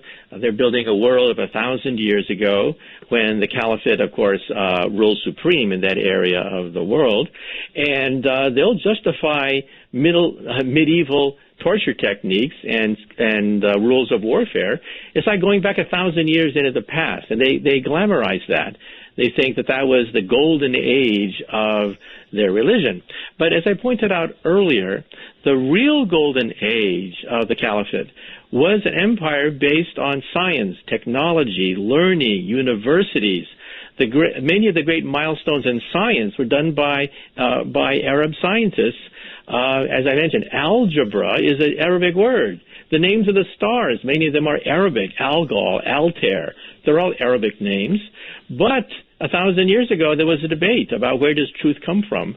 And the religious people won that debate, unfortunately, and they turned inward. They said truth comes from the Koran, not from scientific experiment. So if you were a young person, maybe it's not romantic, maybe it's not glamorous, but rebuilding an economy, rebuilding an infrastructure, that's how China, that's how India industrialized. They realized that science was their meal ticket. You don't have to tell a Chinese young person that science and technology is going to make their career. You don't have to tell them. They know. They'll say to you, you stupid or something? You don't know that engineering and science will create a new world? But unfortunately, these young romanticized Muslims go back 1,000 years. They romanticize that period of time, but they missed the point, and that the Islamic Empire was based not just on savagery, but it was also based on learning, know-how, engineering, economics. It was a prosperous empire. Unfortunately, they don't read that part. No. They just read the glamorous part where they had so many victories against the infidels and so on and so forth. So what's going to happen is they'll repeat history. And that is, they will, if they create any state at all, it'll be a state of decay, of internal divisions, no prosperity, no better life, just misery and persecution is what empire they're going to be building. On the phone, let's go to you. You're on the air with Dr. Kaku. Hi. Hello? Going once, Hello? Twice, gone. Let's go to the first-time caller line. You're on the air. Hi there. Hi. Hi, Art. Hi, Doctor. Hi. The situation, we talked briefly for just a few moments about Fukushima. Yes. You've confirmed it's beyond containment totally, but one second here. I can't even see my own writing. Pardon me. But any reasonable control, and as such, if it remains so, it will change the world as we know it, especially here on the Pacific Coast. I'm asking you, Doctor, why not use your position to be the man who actually stands up to create the awareness in action that may give us a chance of survival? Well, you see, there are no easy solutions to this problem because it's, unfortunately, a gigantic science experiment. We've never done this before in the history of nuclear energy. We've never been faced with 3 simultaneous liquefied nuclear power plants. Now, at 3 Mile Island, the container held. Even though inside the container, they tell me it was like granola. All the fuel rods were corroded, melted, collapsed on itself, but it did not melt through the cylinder. It did not melt through the containment structure. Now, at Chernobyl, it blew up. It literally exploded, and a good chunk of the core went into the atmosphere, but it dissipated. And so they were able to put out the fires at Chernobyl. At Fukushima, you have the worst of all worlds. The core went right through the containment structure, melted through carbon steel, and then plunged onto the floor of the reactor where you have a large swimming pool. That's where the liquefied fuel is today. It is still ongoing. It's still quite radioactive. And, however, we don't know what to do with it. We can't even send submarines down there, tiny little miniature subs, to photograph it. We don't know what the physical configuration looks like of the melted core. So you say, well, why can't critics of the industry do something? Well, we don't know either. All right. Because robots can't fix it. We're at a point where we're making it up as we go along. All right, Professor. So am I, and we'll be right back. If only you believe like I believe, baby, like I believe, we get by. If only you believe in me. Times change. The less I say, the more my work gets done. 'Cause I live in faith that you just be a freedom. This is Midnight in the Desert. To call the show, if you're east of midnight, call 1-952. Call Art. If you're west of midnight, call 1-952-225-5278. You pick it. Professor Michio Kaku is my guest. I'm Art Bell. Glad you could join us, and here we go into the final, all too short segment. Professor? Yes? Okay, here it comes. Twin Cities, I believe you're on the air with Dr. Kaku. Hello, Doctor. It's an honor and privilege to speak to you. Regarding quantum entanglement, I'm not sure if this can be explained succinctly for layman's ears, such as my own, but I was wondering how exactly particles become entangled, and is it something that we can do manually? Well, you can do it manually if you have an MRI machine. It turns out that quantum computers do exist. They're not science fiction. An MRI machine can be modified to create a quantum computer. Now, to create the entanglement, like Siamese twins, you have to have 2 electrons that are very close and vibrate together. Everything vibrates. Everything is a wave that is described by the quantum theory. And so when 2 electrons are very, very close to each other, you can manually put them close together such that they vibrate in unison. And when you separate the Siamese twins, when you separate them, there's an umbilical cord, an invisible umbilical cord that connects these 2 that cannot be seen. But if you do an experiment on one Siamese twin, so you know that it's spinning up, for example, like an electron, then the other Siamese twin, you know faster than the speed of light that it is spinning down. Okay? So information, in some sense, has traveled faster than the speed of light. If you know that one twin spins up, the other twin spins down. Mm-hmm. However, as I mentioned before, you cannot send useful information this way. You cannot send Morse code. There's no usable code that you can send from one twin to the other twin. But to answer your question, yes, you manually bring these atoms together, make them vibrate in unison like we do on an MRI machine, and that's where the magic occurs. These experiments have been done in the laboratory, and I hate to say it, but, Einstein was wrong on this. The quantum theory is correct that information, even if it's random, does travel faster than the speed of light. Wow. All right, on Skype for the professor. Hello. Hello on Skype, yes. Hi. It's a good Pleasure to talk with you, Dr. Michio Kaku. I have a couple of questions for you. The first one, at the beginning of the show, you and Art were talking about how memories can be taken away from mice and given back. Yes. And I know that right now we can do quite a few neat things with DNA and embryos and that kind of stuff. Do you think that in the future those memories might be able to be altered before given back to mice? Like, say, maybe make the mouse afraid of water? Well, the answer is yes. At MIT, the first false memory was actually put into a mouse. And so this has ethical implications. Let's say that a criminal records the memory of a gun being fired and somehow inserts it into an innocent person, so the innocent person thinks, oh, my God, I fired a gun. I have a memory of that taking place. But, so there's safeguards that have to be put into place. I personally think we may have to, in the future, label memories. That when you have the memory of a vacation that you never had, it should say, this vacation you never had, so you don't think you had that vacation. Of course, that's way in the future. Right now, we can only record snippets of memory in the hippocampus of a mouse, but it's doable. The proof of principle has been done. Snippets of memories can, in fact, be inserted, and even false memories can be inserted. And so at some point, this could raise ethical questions as well. Oh, wow. And my second question relates to dark matter. Do you think that in the future, when we understand dark matter more fully, do you think that might alter the way we see the current laws of physics?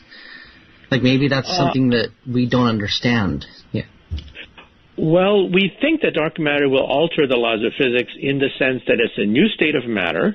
We don't see anything even resembling dark matter among the periodic chart of elements.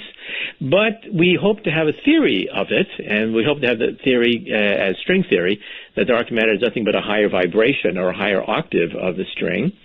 But if you think about it, neutrons are very similar to dark matter. Neutrons are invisible. Neutrons have gravity. Neutrons will go right through you because they have no electromagnetic interaction. But the difference is that neutrons are unstable. They disintegrate after several minutes. Dark matter, as far as we can tell, is cosmologically stable. It's been stable even before the dinosaurs. It's been stable since the Big Bang. And so this is obviously a new state of matter. But to visualize dark matter, you just have to look at neutrons. Neutrons also have gravity. They're also invisible. They would act physically very much like dark matter, except that they're unstable and they decay into a proton. So you're right. It would force us to revise all the physics textbooks once we capture dark matter in a test tube. Professor, going back to the mind for a moment, if we proceed as you have suggested we will, and entertainment, for example, could be virtually injected directly into us, right now we have a problem with people, it was suggested to me in an email not long ago, who never look up. They never see the sky because they're always looking down at their iPhone or Android or whatever their latest little gadget is. All eyes are glued on these little screens.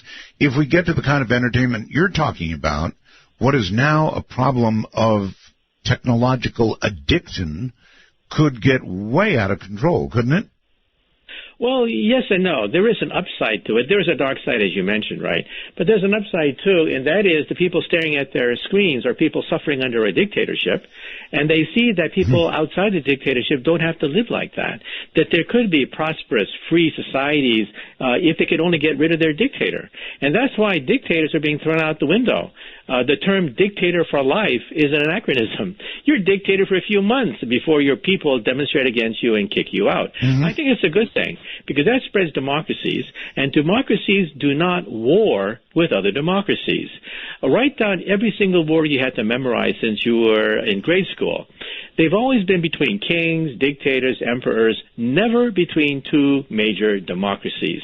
And so as the Internet spreads knowledge, as knowledge creates democracies, as people overthrow their dictators, then people will say, we don't need wars.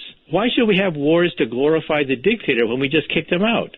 And so I think people will then concentrate on having a better life, raising children, getting educated, rather than trying to engage in warfare all the time.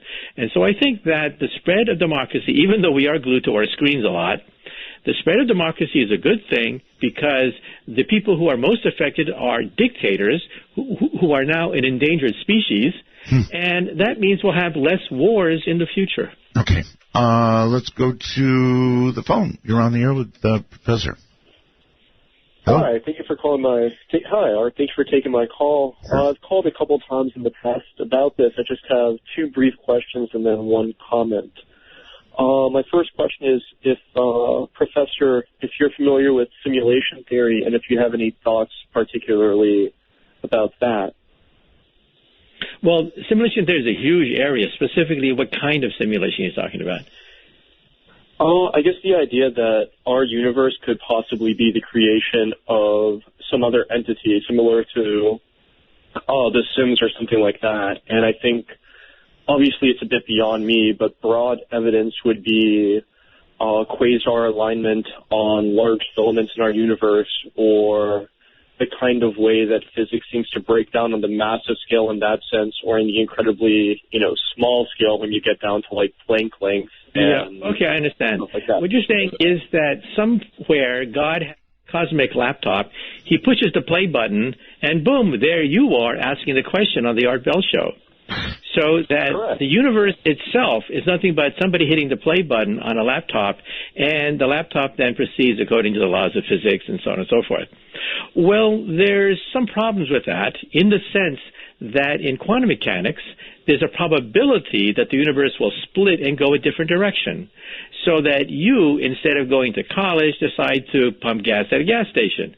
So quantum theory says there's a certain probability that A, you'll go to college, or B, you'll decide to pump gas.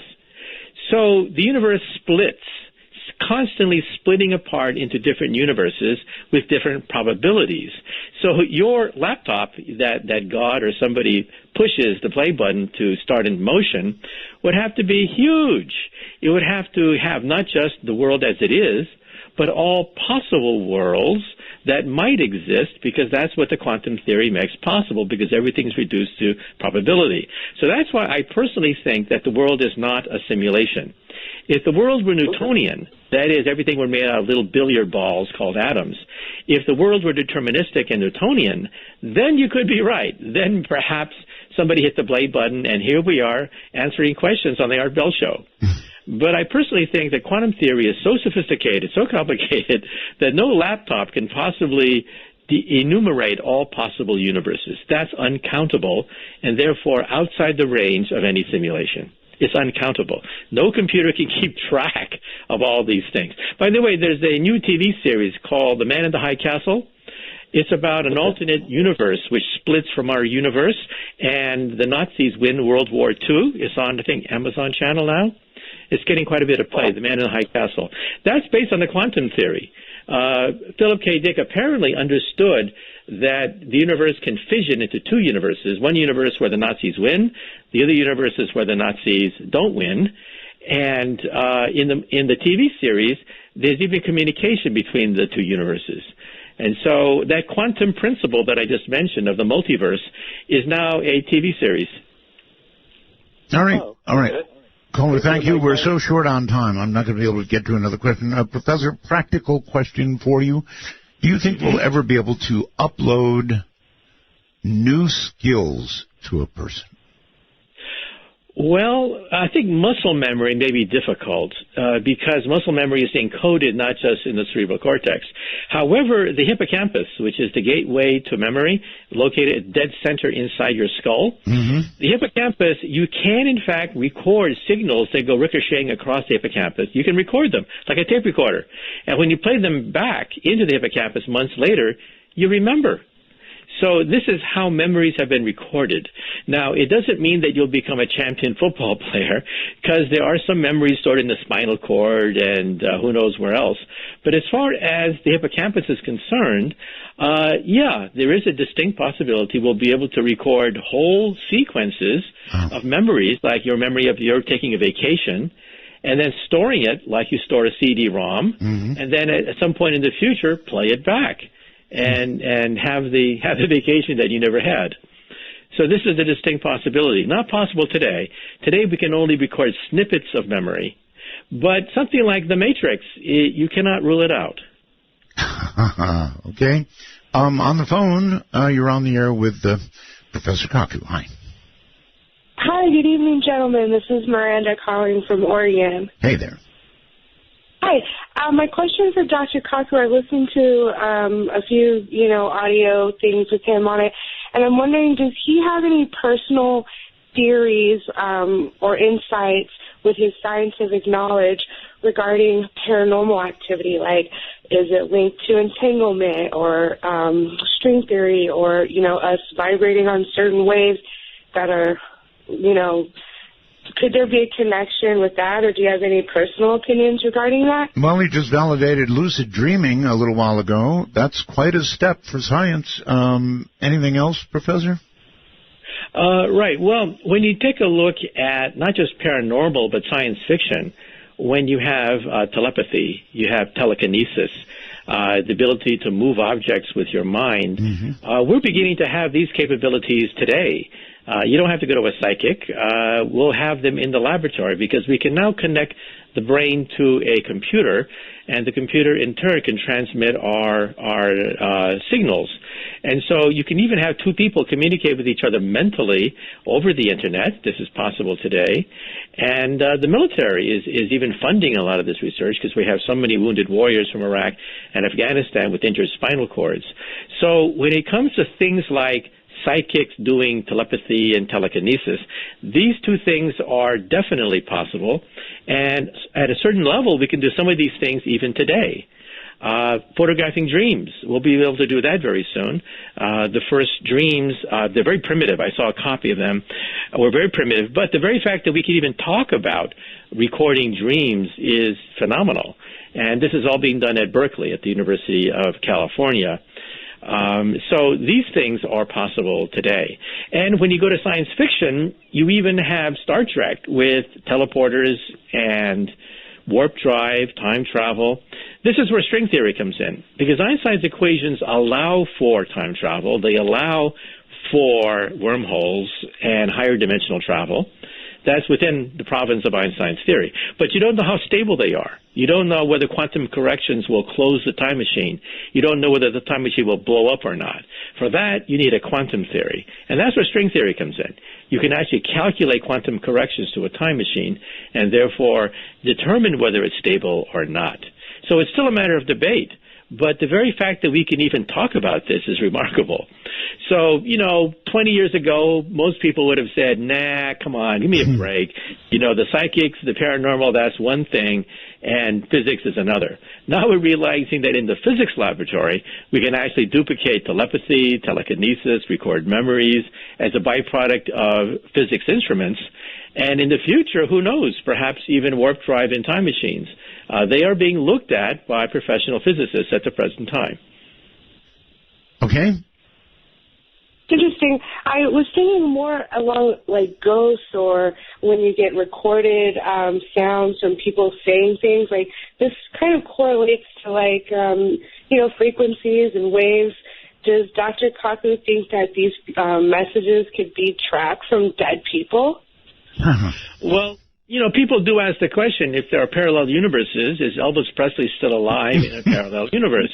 Well, actually, you can't rule it out because it could have been a quantum transition between, A, him taking a pill and him deciding not to take a pill, which killed him.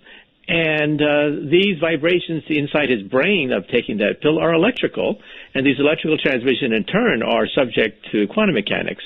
Now, does that mean you can communicate with dead people?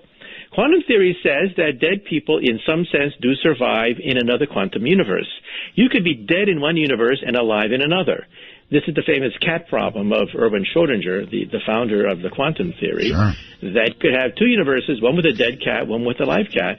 So in principle, dead people could still be alive in another universe. The question is, can you go between universes?